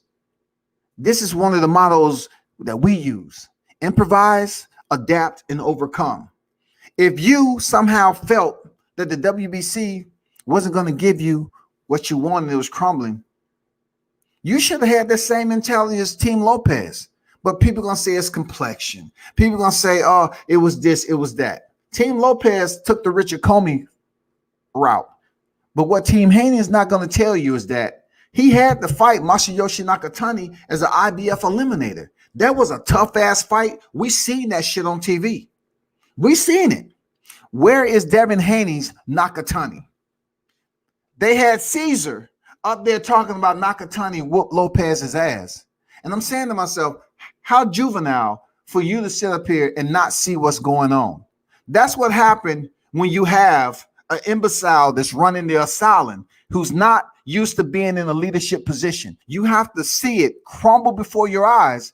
And once you hit rock bottom and you in the rubble, now you got to do recovery. You got to do motherfucking recovery. Now recovery. And that's what's going on. If you ask the question, where is Devin Haney's Nakatani? Where is Devin Haney's Nakatani? If you're going to sit up here and say Nakatani whooped Teofimo's ass, where's your Nakatani? Are you willing to call out Nakatani after he went out there and blasted Felix Verdejo? Are you willing to put Devin Haney in the ring for 2021 because you have ample amount of time? Go fight Masayoshi Nakatani because you already ducked Vasyl Lomachenko. So Nestor, he didn't ask you about Masayoshi Nakatani. He asked you about Vasyl Lomachenko. I don't want that shit right there. Okay. So what about this? What about you go fight Nakatani? Let's see you get that Nakatani work. Let's see you, Devin Haney, go in there and do what Felix Verdejo was able to do in the early rounds. Go ahead. Prove to the people, WBC. No, you're sitting out here advocating and saying that the franchise belt ain't shit and you the rich. Go fight a common opponent that Teofimo finished out in 2019. Either fight Nakatani or you fight Lomachenko in 2020. Period. Because I'm not going to tell you to fight Richard Comey because y'all said, oh, he went there and smashed him in 2 rounds. Fight Nakatani or fight Vasyl Lomachenko. Those are 2 common opponents. Vasyl Lomachenko being top 2 pound for pound in boxing. Go up there and fight Lomachenko. If you go over there and defeat Lomachenko in better fashion than Teofimo Lopez, then your Wall Street amongst the fight fans is going to go through the roof. They're going to say, man, Devin Haney did it better than Teofimo Lopez. Now that's even going to hype the fight up between you and Teo. They're going to be like, okay, cool. But you go in there and you underperform again. They're going to say, you know what? You should have fought Michael Williams Jr. He gave you the opportunity. He was asking for the shot. You didn't think he was worthy because y'all have a history together. And now you want to act butthurt because he's pretty much calling your ass out. And now look, I hate when people try to act like they're limited. They're limited when it comes to their dialogue and their depth of vocabulary. When they want to say, oh, he's a bum. Boxers aren't stupid. Boxers have to split the ropes and go in there and make decisions. They have to contend and compete by taking punches to the head. Boxers aren't stupid. Boxers have to have enough intelligence to be able to operate as a one-man unit. This is not excluding their team, but once they're in their boxing, they have to make the necessary changes. Improvise, adapt, and overcome. They have to go in there and cut and split the ropes and make it happen, right?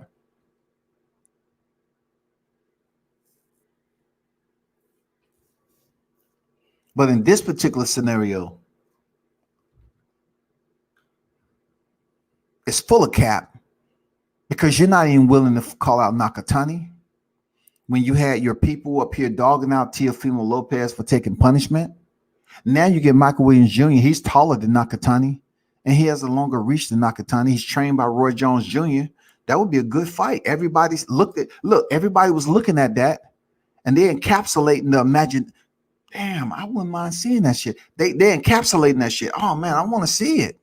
Let's see Michael Williams and Devin Haney. But no, Bill had to get on the phone, make the calls and shit, and shut it down. Yeah. No cap. And then, of course, we definitely have to keep on mentioning the fact that he went on the Boxing Voice and say that Devin Haney stopped Michael Williams Jr. with a body shot. And that wasn't true.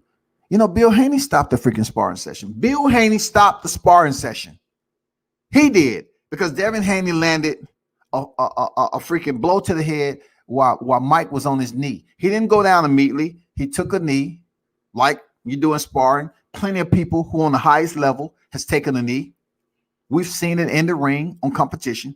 But Devin Haney took it upon himself to punch Mike Jr. while he was on his knee. Punch him and try to knock him out. And you know what? He still didn't get it done.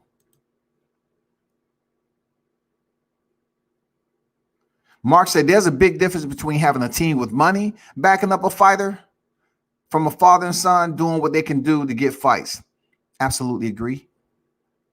I check the box on that with you. Link up. Tell you what, they can't run from 150. Hey man, they running right now. They probably hopped in the vehicle, and they was tuning people was running back. Bill, please, Bill. Please, Bill, go defend our rights, Bill. You know what I'm saying? Go defend our rights. Go, Bill. And I'm like, I'm not saying anything that's defaming, though.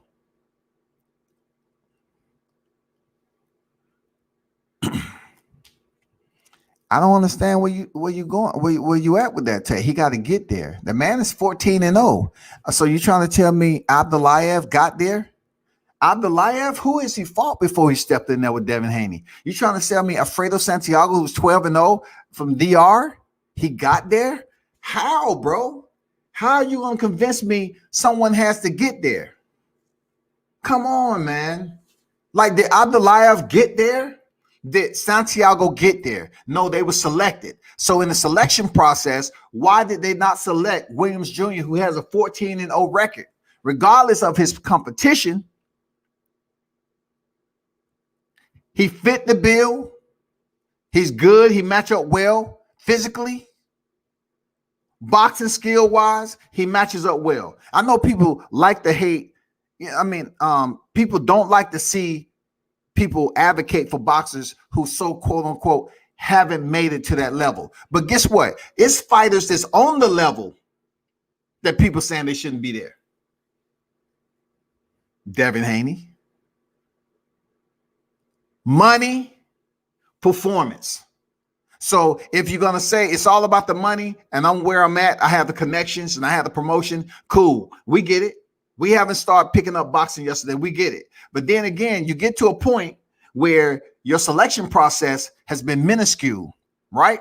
We have to look at it as being something that's not as high as we would like it to do. The value is somewhat depreciated. We're looking for your opponents, the appraisal of your opponents, to reach the level of which Devin Haney is supposed to be at. And that's the elite within the 135-pound division. Am I right or wrong? So if Devin Haney appraisal to the boxing public supposed to be one of the elites in the lightweight division,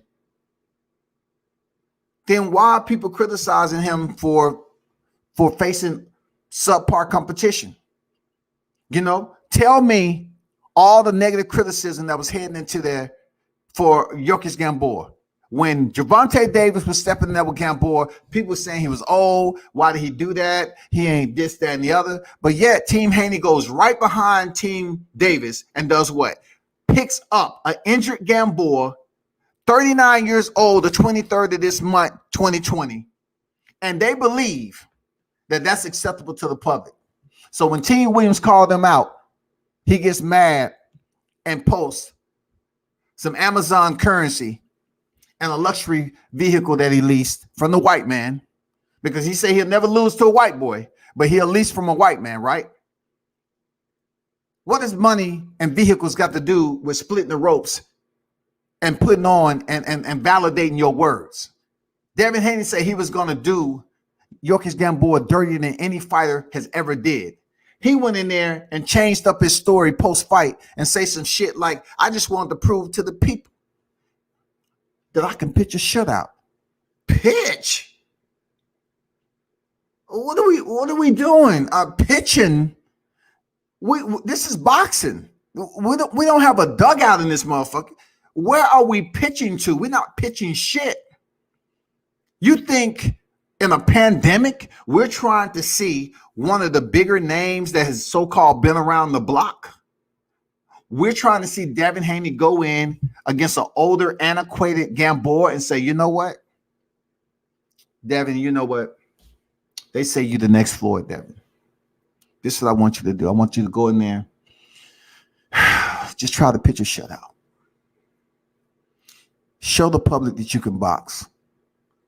So once again, I always say this about, I know the people that's tuning in very intelligent, right? So if he's coming off a decision against Alfredo Santiago, we already know that you can decision your opponents. So you went the distance and won UD over Alfredo Santiago, but then again, you want to turn right back around, and just because you wasn't able to even get a knockdown or stoppage, you're going to say, I was trying to prove to the people that I can pitch a shutout?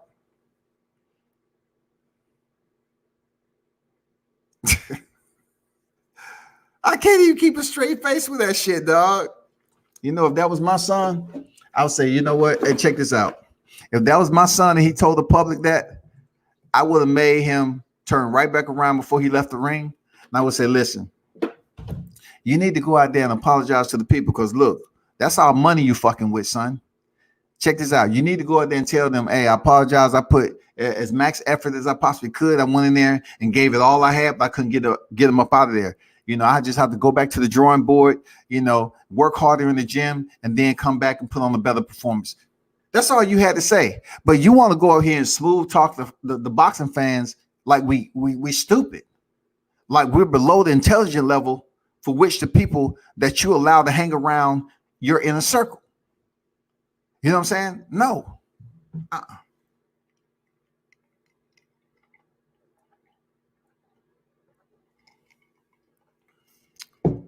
Yeah, they already have that. I appreciate it, Dote.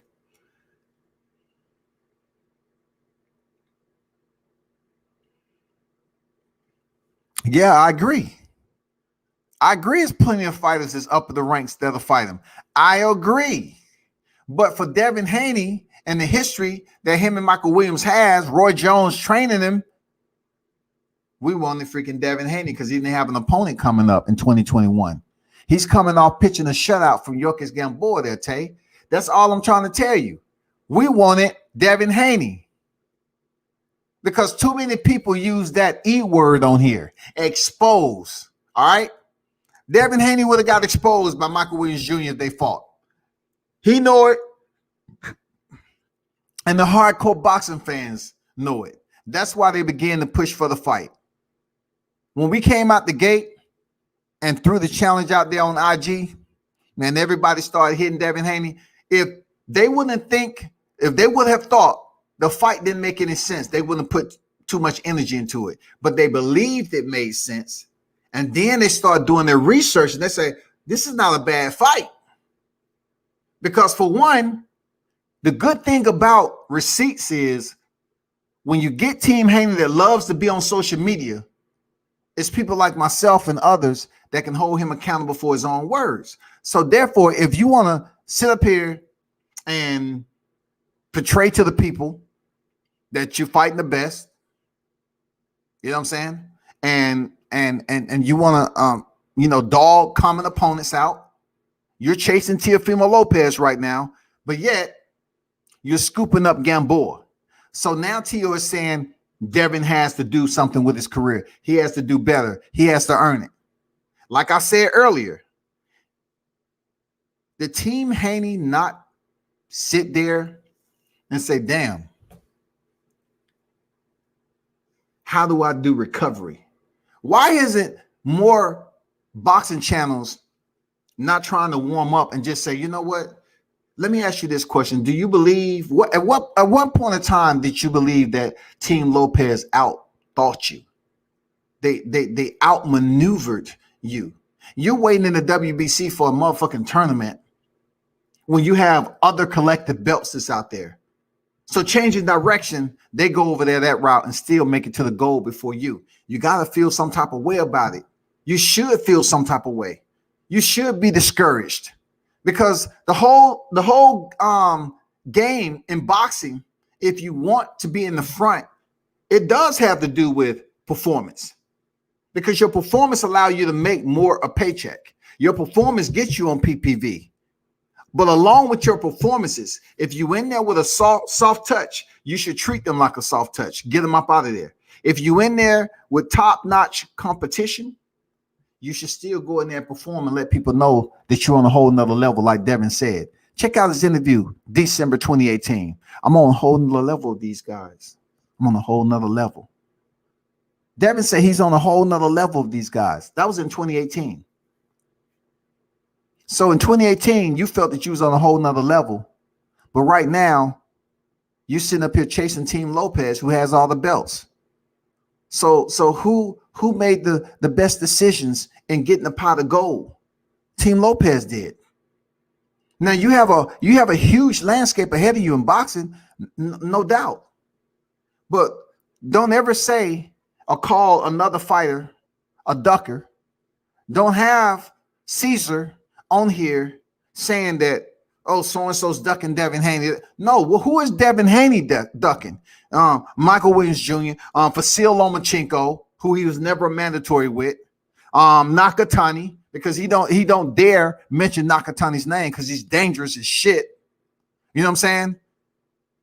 Who else that you name that you're not calling out? Y'all want to toss around Javier Fortuna.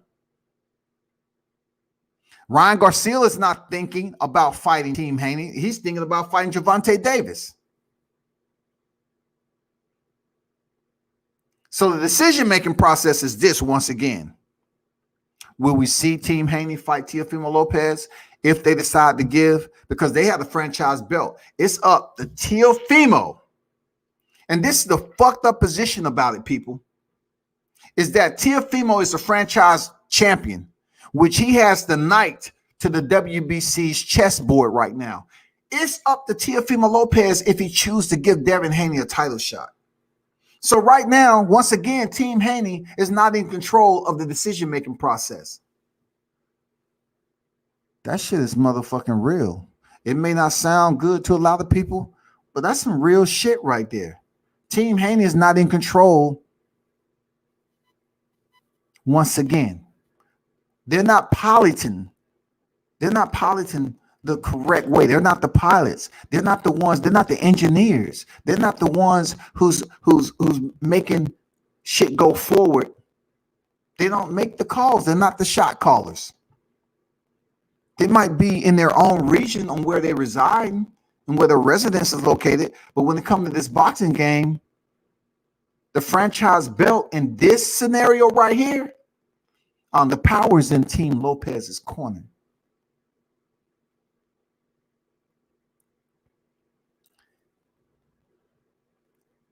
Team Williams are 14-0. They've done it on their own, no promotion, no one to back them up.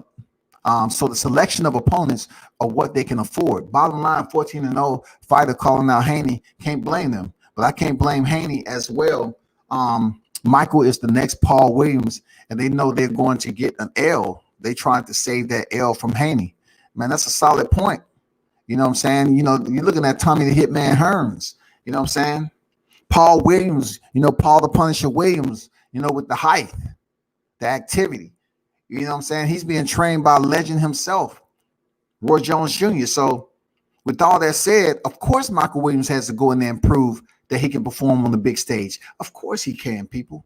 You know what I'm saying? But in order to get the opportunity, I don't call this being petty.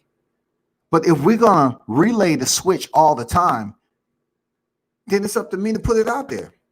Closed mouths don't get fed. We hear that shit all the time. So if we want to go off what other people said, then closed mouths don't get fed. Why doesn't it matter if Michael Williams is calling out Devin Haney, who doesn't have a fight lined up, supposedly for 2021? But I have an indication of who he's trying to fight. I do have an indication of who that is. But I'm saying, what's wrong with opening your mouth and calling out Devin Haney, who has given a shot to Abdulayev and Santiago? 11-0 and a 12-0 fighter. What's wrong with Michael Williams? What's wrong with that? When it comes to black fighters asking another black fighter, what we're going to look at is like being a hookup? Oh, so-and-so trying to cut through the chase. So it's okay to give Abdulayev and Santiago a shot? But when it comes to giving another black fighter, where you gave Mike Fowler a shot, that's been 2016. So we're going to keep that to Mexicans, South Africans, you know what I'm saying? Russians, you know, Mexicans again. You know, that's what I see that's going on here. Because look on Devin Haney's record, and it ain't that many brothers on there. But once again, you get on social media, you get on YouTube. My good brother, you know, as a people, we have to get with one another, and we have to, look out and raise up one another. My good brother, we have to stay hand in hand and take a step together so we can progress forward to a common denominator. My good brother, we need unity. 2020 was such a tough year, but in 2021, I want all your YouTube channels that I was on here for, befriending and capping. I want you all to support Devin Haney if he walks in there and his next opponent is not a top 30 fighter. I want you to get him on your bring me on the show, because Devin Haney, I only let him talk to certain channels that's, you know, willing to bend the knee, so to speak, and kiss the ring for Team Haney. Basically, if you're able to bend the knee and kiss the ring, when the question is asked, who's the best in the lightweight division? Haney. If they're willing to do that shit, yeah, you in the good graces. But like me, look back at the live. Caesar asked me, what's your top 5 in the lightweight division? I said Teofimo Lopez, Vasil Lomachenko, and Devin Haney. Oh man, the hemorrhoids swelled immediately.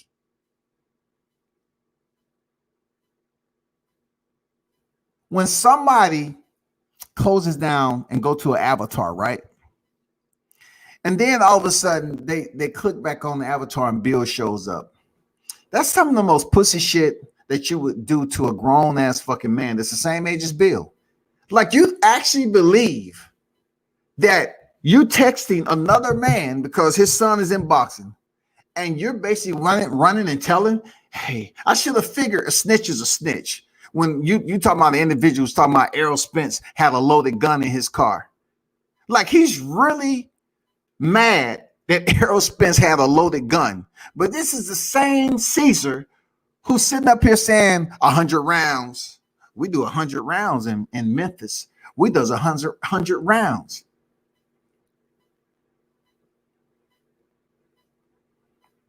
You know what, my people, the only thing I can tell you is just make better judgment on when you choose to be a sponge on this social media. Because as we all know, sponge holds a lot of bacteria. You know what I'm saying? A sponge holds a lot of bacteria. A sponge is supposedly there to soak up.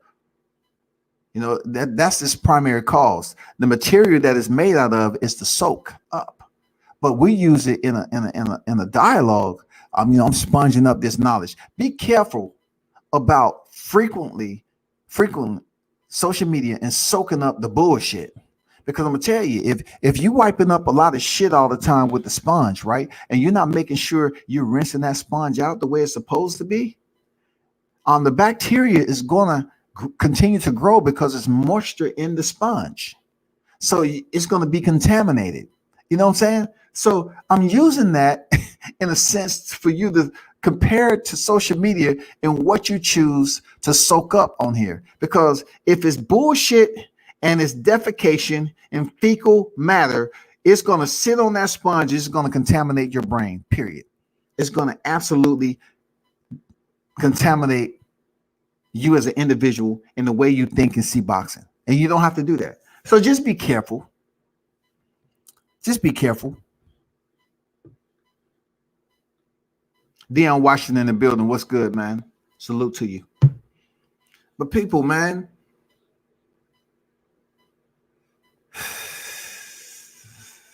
let me show my thumbnail again because the recipient did not show up to accept his award. Once again, I have to read that Haney said he'll never lose to a white boy, but he'll lease his vehicle from one. You know what I'm saying? They will lease their vehicle from a white man. You know what I'm saying? No problem whatsoever.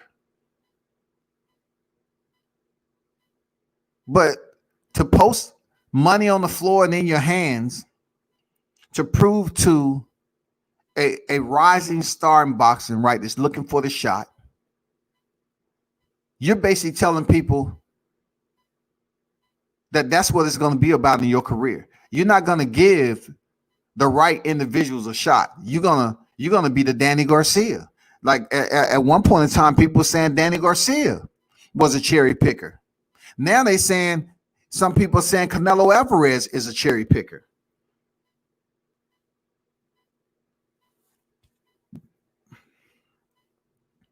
So which one is it gonna be? Like, you got to make your decisions right here. Like, you're gonna post money and a vehicle.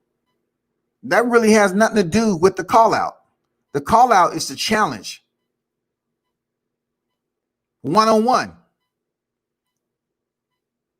In a duel that includes boxing, using your hands, enforcing your style, and disrupting the rhythm of your opposition enough to the point where you're attempting to earn a victory and you're successful at it. That's what boxing is. Outthinking your opponent. Improvise and adapt and overcome. Don't sit up here and use Floyd Mayweather's freaking saying about a true champion can adapt to anything when you sit up here freaking posting money on social media and you're not adapting to anything. You just want to say, okay, how can I get near the top? How can I bamboozle the people and act like I'm living rich without doing the amount of work to put me in the Hall of Fame? How can I bamboozle and hoodwink the people to support me on social media when my resume is garbage, comparable to the elite status? Nobody on his record is a Nakatani. Nobody on his record is a Vasil Lomachenko. And I can say nobody on his record is a Richard Comey. Why? Why I say? Because he never landed a punch to pick up his title. Defending your title, okay, but to earn your title, he has not faced a champion for a title. So therefore, it only makes the window that much clearer and lucid to the fact that Michael Williams Jr. wouldn't have been a bad choice, because you did not, Devin Haney. At no point in time did you defend your honor by facing a champion and proving that you're the elite in the lightweight division. At no time did you land a punch to pick up and defeat a champion to win a belt. At no time. But you want to fight with Teofimo Lopez. Now they're giving you that same energy. When you have Caesar calling the man's father and playing around on the phone and talking about why you ducking, that's who you have representing you. That's why the general public out here, that's why you might find yourself blackballed. Because if Team Lopez is growing, but you all are playing catch up, then you might go up to 140 and continue to play catch up. Seriously. Because if you think people that's on that level are not paying attention and people ain't getting on the phone and saying, do you see what's going on YouTube? You know, do you think the Lopez's is not talking? Like, you're calling his father. Y'all sitting up there calling his dad a bitch when his dad is not fighting. So one thing I can say for Teofimo Lopez did was call Lomachenko a bitch. But you all are being disrespectful just to try to get a fight. But Team Williams Jr. just called you out and say, hey, I want to fight. And check this out. We got worse of a response than you know what I'm saying? Then what y'all did trying to get the attention of Teofimo Lopez. Y'all sitting up here creating false, fabricating videos and putting false narratives out there. Y'all sitting up here once again proving that your audience aren't the smartest people. Your audience isn't the smartest people, because if they were, they would abandon you all and say, you know what, fuck that. That's too much of a circus show over there. And we want to hear somebody talk this boxing shit the right way. You know what I'm saying?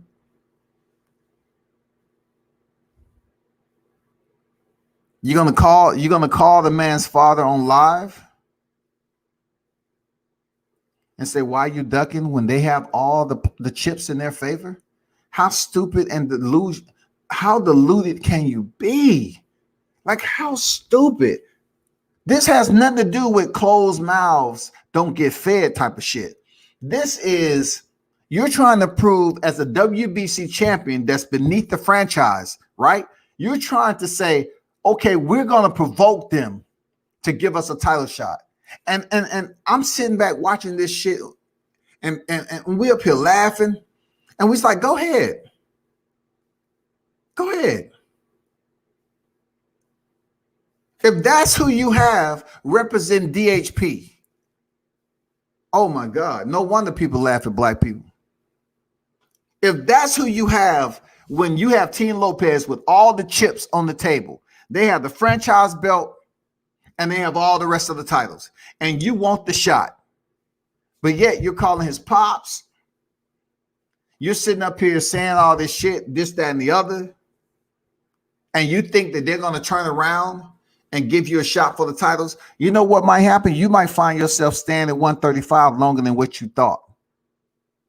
So therefore, when Teofimo Lopez moves up to 140, if he doesn't fight Devin Haney, it's not going to diminish his boxing career, because people understand that he stepped in there with a top 2 pound for pound.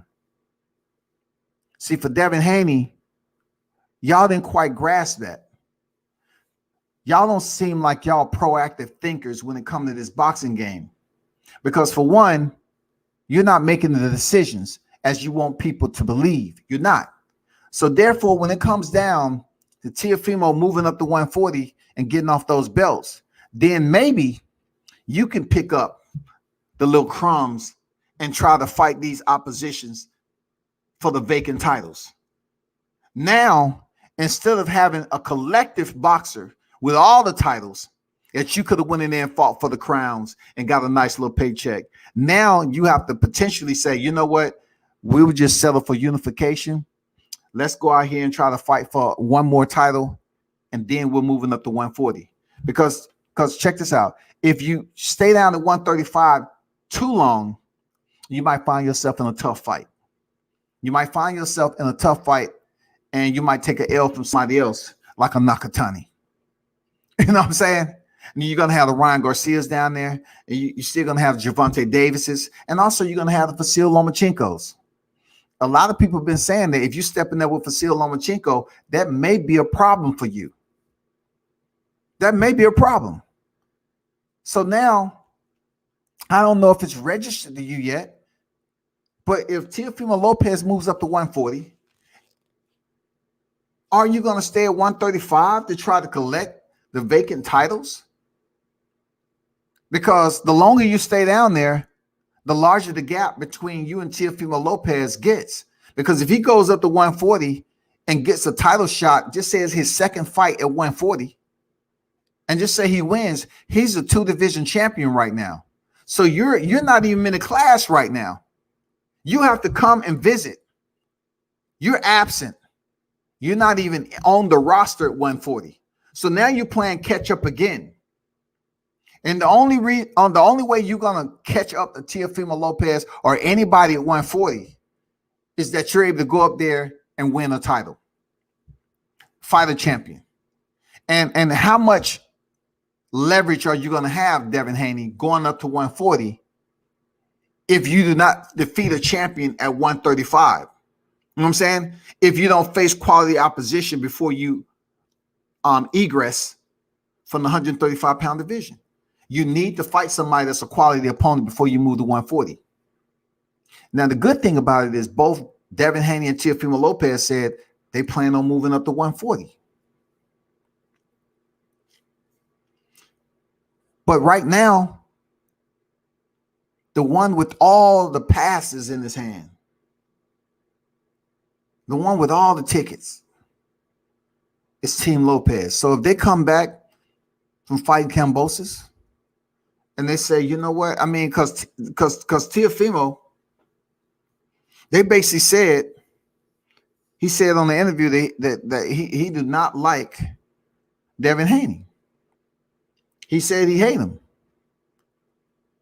And I ain't never known Teofimo to say some shit just to be up here acting like, okay, I'm just talking, but I really like the guy. No, I truly believe he despises of Devin Haney, which makes the fight between them that much better.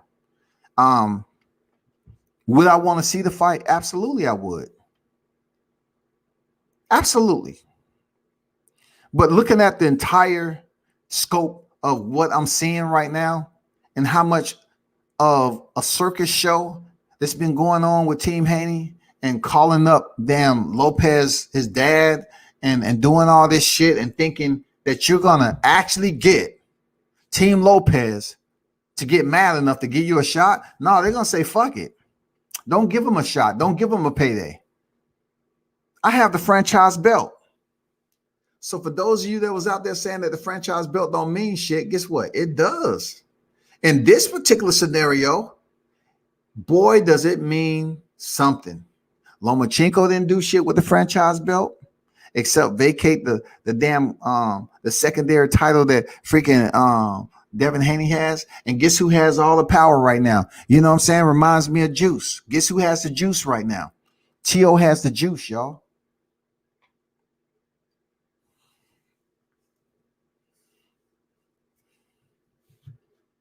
You can't deny Tio has the juice, man.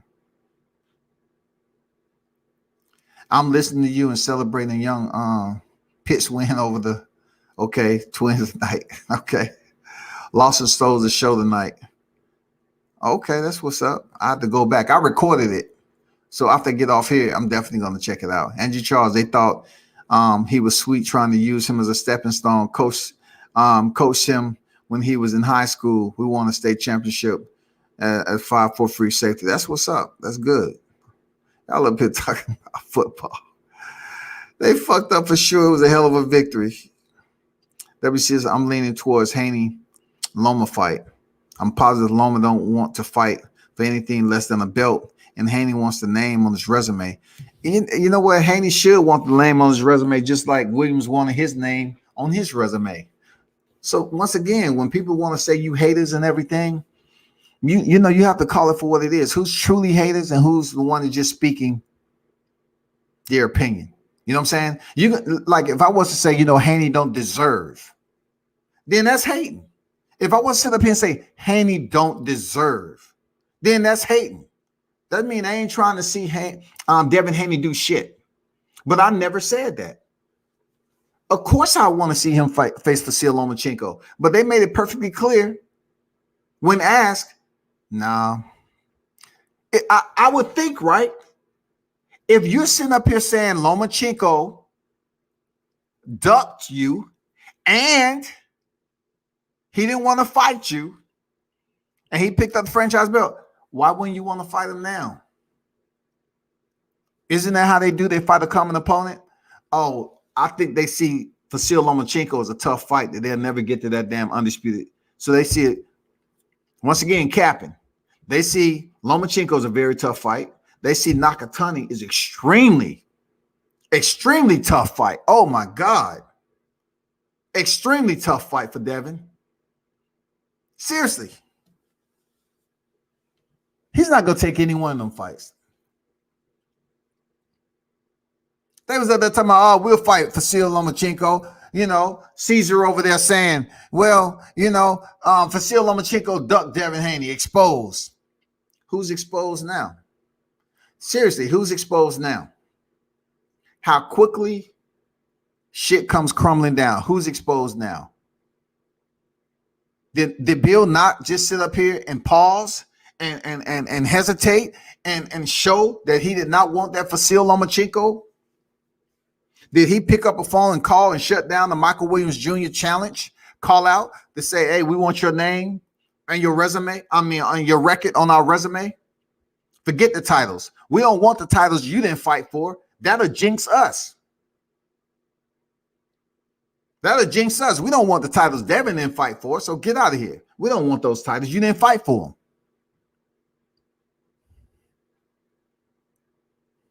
You didn't even fight for the vacant. And they put you on recess and then made you champion again.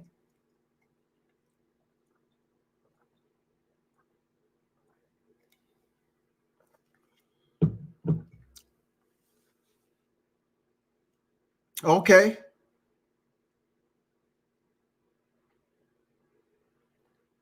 Yeah, I'm about to check that out. Okay. He said he was Marcellus' wildest teammate. Shout out to Marcellus, man.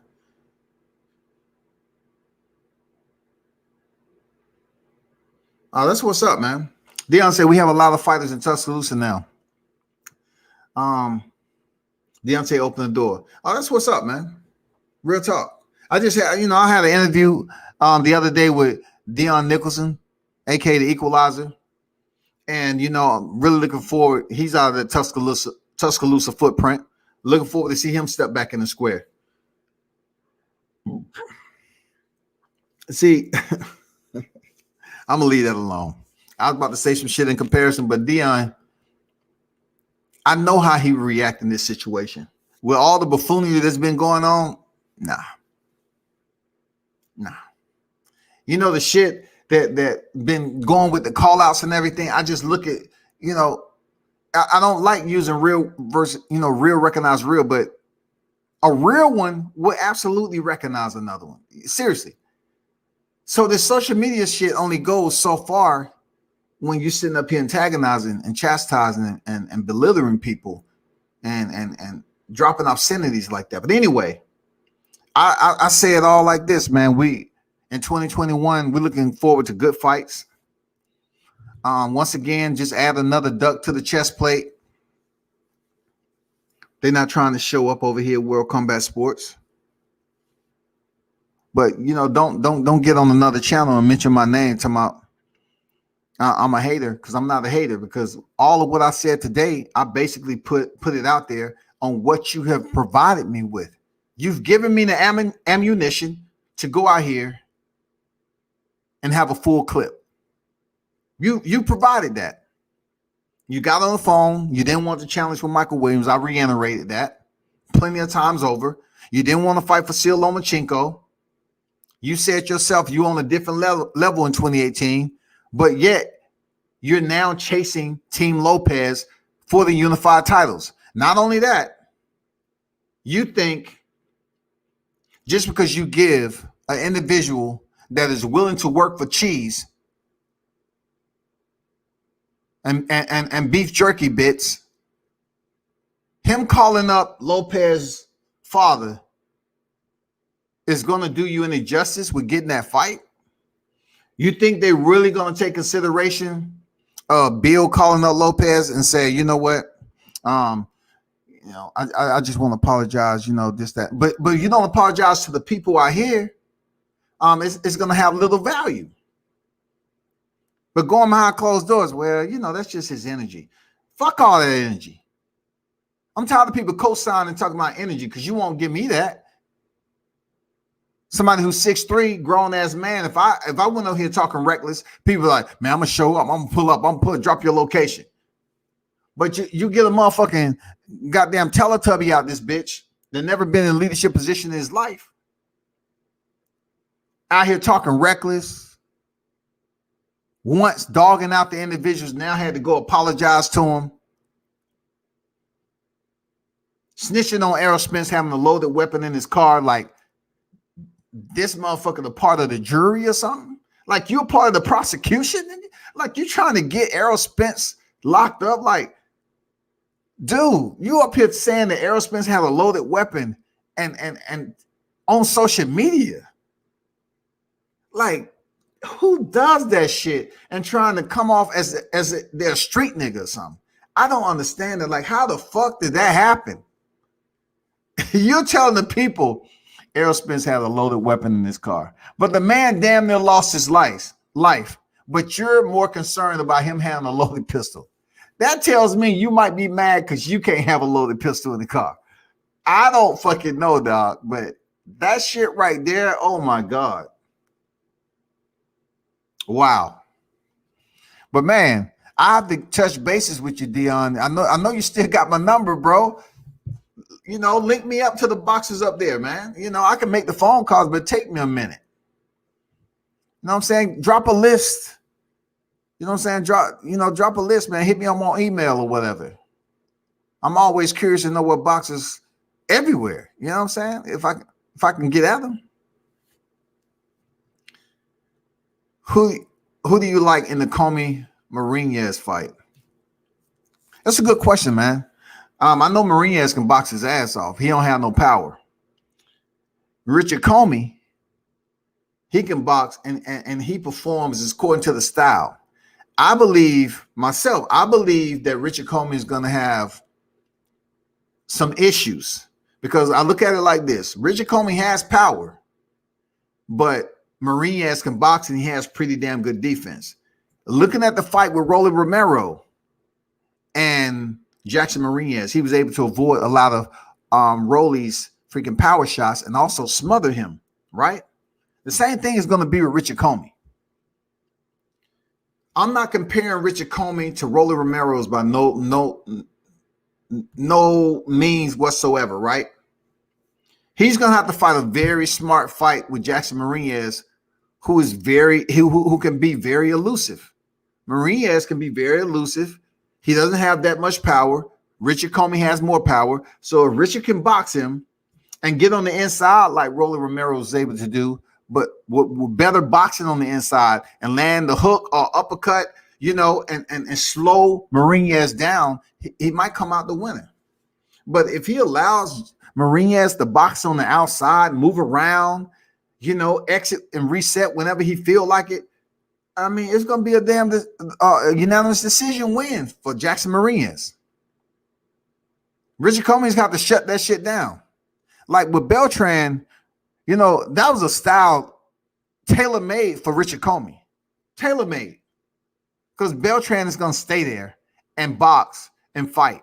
He's not going to give you too much movement. slipping punches. He's not going to be, that magician. But Mariñez is. Mariñez is going to be that magician. And Richard Comey is going to have to stay, close, stay focused, use his skills, stay on the jab. And when it's time to corner and cut Mariñez off, make the best of it. When you finally get in and you're able to land some of that power to Mariñez, make it work. Make it work. You can't be missing 20 times over like Rolly Romero. That's why I say Richard Comey is a better boxer. He has better ring IQ than Rolly. So I believe he's going to have better success than Rolly did in there with Mariñez. So to answer your question, who do I believe is going to win, man?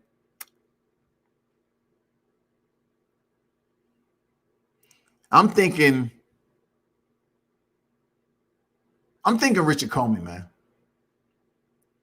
I don't think, or I would say I know. I don't think Jackson Mariñez have enough power to keep Richard Comey honest. And Richard Comey, in my opinion, is a better boxer than Rolly Romero. So he will indeed have more success because Rolly did the same shit over and over again. Loading up. I mean, damn. That was a motherfucking robbery if you ever seen one, people. That robbery was so crazy. That shit was unfucking believable. Damn. I got Richard Comey, man.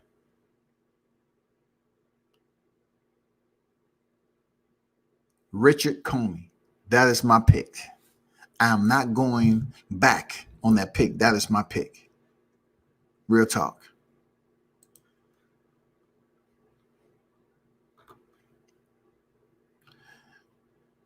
But everyone that tuned in, this was the edition of the Cappers of the Year. I wanted to present the award. The award is presented, but I just wanted to have, an acceptance speech from Bill Haney to accept the award. But that right there is the Team Haney trophy for Cappers of the Year. And also, this is going to be something that I may do every 6 months. I might do Capper of the Month edition so far, because doing it every year, definitely that's going to be it. But this is the first year World Combat Sports. The Cappers of the Year award goes to Team Haney and everything about that. So of course, with every year, the shit's going to change. It's going to be easy for somebody else to be in that position. But right now for 2020, as we close out and we head into the new year, this was indeed the presentation to Team Haney for being the Cappers of the Year. With all the criteria that I presented to the fans who tuned in, those of you that are extremely intelligent and never put a never put a suspension on your retention, continue to pay attention and be aware of what's bullshit and what's not. You know what I'm saying? That's all I'm saying. When you're out here in social media, there's a lot of freaking saying shit to push a narrative. And then, hey, believe it or not, if you can allow yourself to have a large enough gathering of individuals who support you, and then continue to push it, you have people up there that's willing to listen to certain narratives and they will support your channel. You know what I'm saying? It's amazing. It's amazing. I mean, you have certain people that push certain narratives. Look, now I totally understand. If I just covered boxing, then of course the channel would be much, much bigger. You know what I'm saying? I get it. But I would be depriving myself if I didn't talk about boxing and MMA and all the other sports that goes on that's combat related, that's full contact. Real talk. Let me see who else put this comment out there. Yeah, for real, Andrew Charles. He said, I felt super bad for Mariñez. I agree, man. I agree wholeheartedly with you on that. Mariñez was robbed. And, when I saw Rolly Romero in San Antonio, I say, Rolly, can I get an interview? He said, nah, I got stuff to do. Of course. But when my people addressed his people, they said, hey, World Comeback, come over here. You know this fighter right here? And Rolly was looking down. He looked up. He said, oh, shit. I said, yeah, I know him. See, I didn't even get disrespectful now. I didn't say, yeah, I asked him for an interview. He said, no. They said, you want a picture with him? I said, it's up to him. You know what I'm saying? Even though he didn't want to give me an interview, he wasn't doing shit. But I said, I'll take it. You know, you got shit going on. But when I saw him over there just talking and doing nothing, I said, all right, cool. But when my people that I was with said, hey, come over here, man. Here go Rolly Romero. He's a WBA champion and all that. I was like, you know him? I said, yeah, I know him. And that's when Rolly looked up and said, oh, shit. Okay, cool. Small world. You know what I'm saying? But, man, y'all have been absolutely great. Appreciate y'all for stopping through. You know what I'm saying? And being a part of the first ever Cappers of the Year award, which went to Team Haney. I appreciate y'all. Pass the word, man, and continue to support the channel. You know, we're trying to grow. We're trying to grow in 21, much larger than we are now. So in order for that to happen, I'll just ask y'all to support, pass the word, have people subscribe to the channel, and turn up and tune in to World Combat Sports.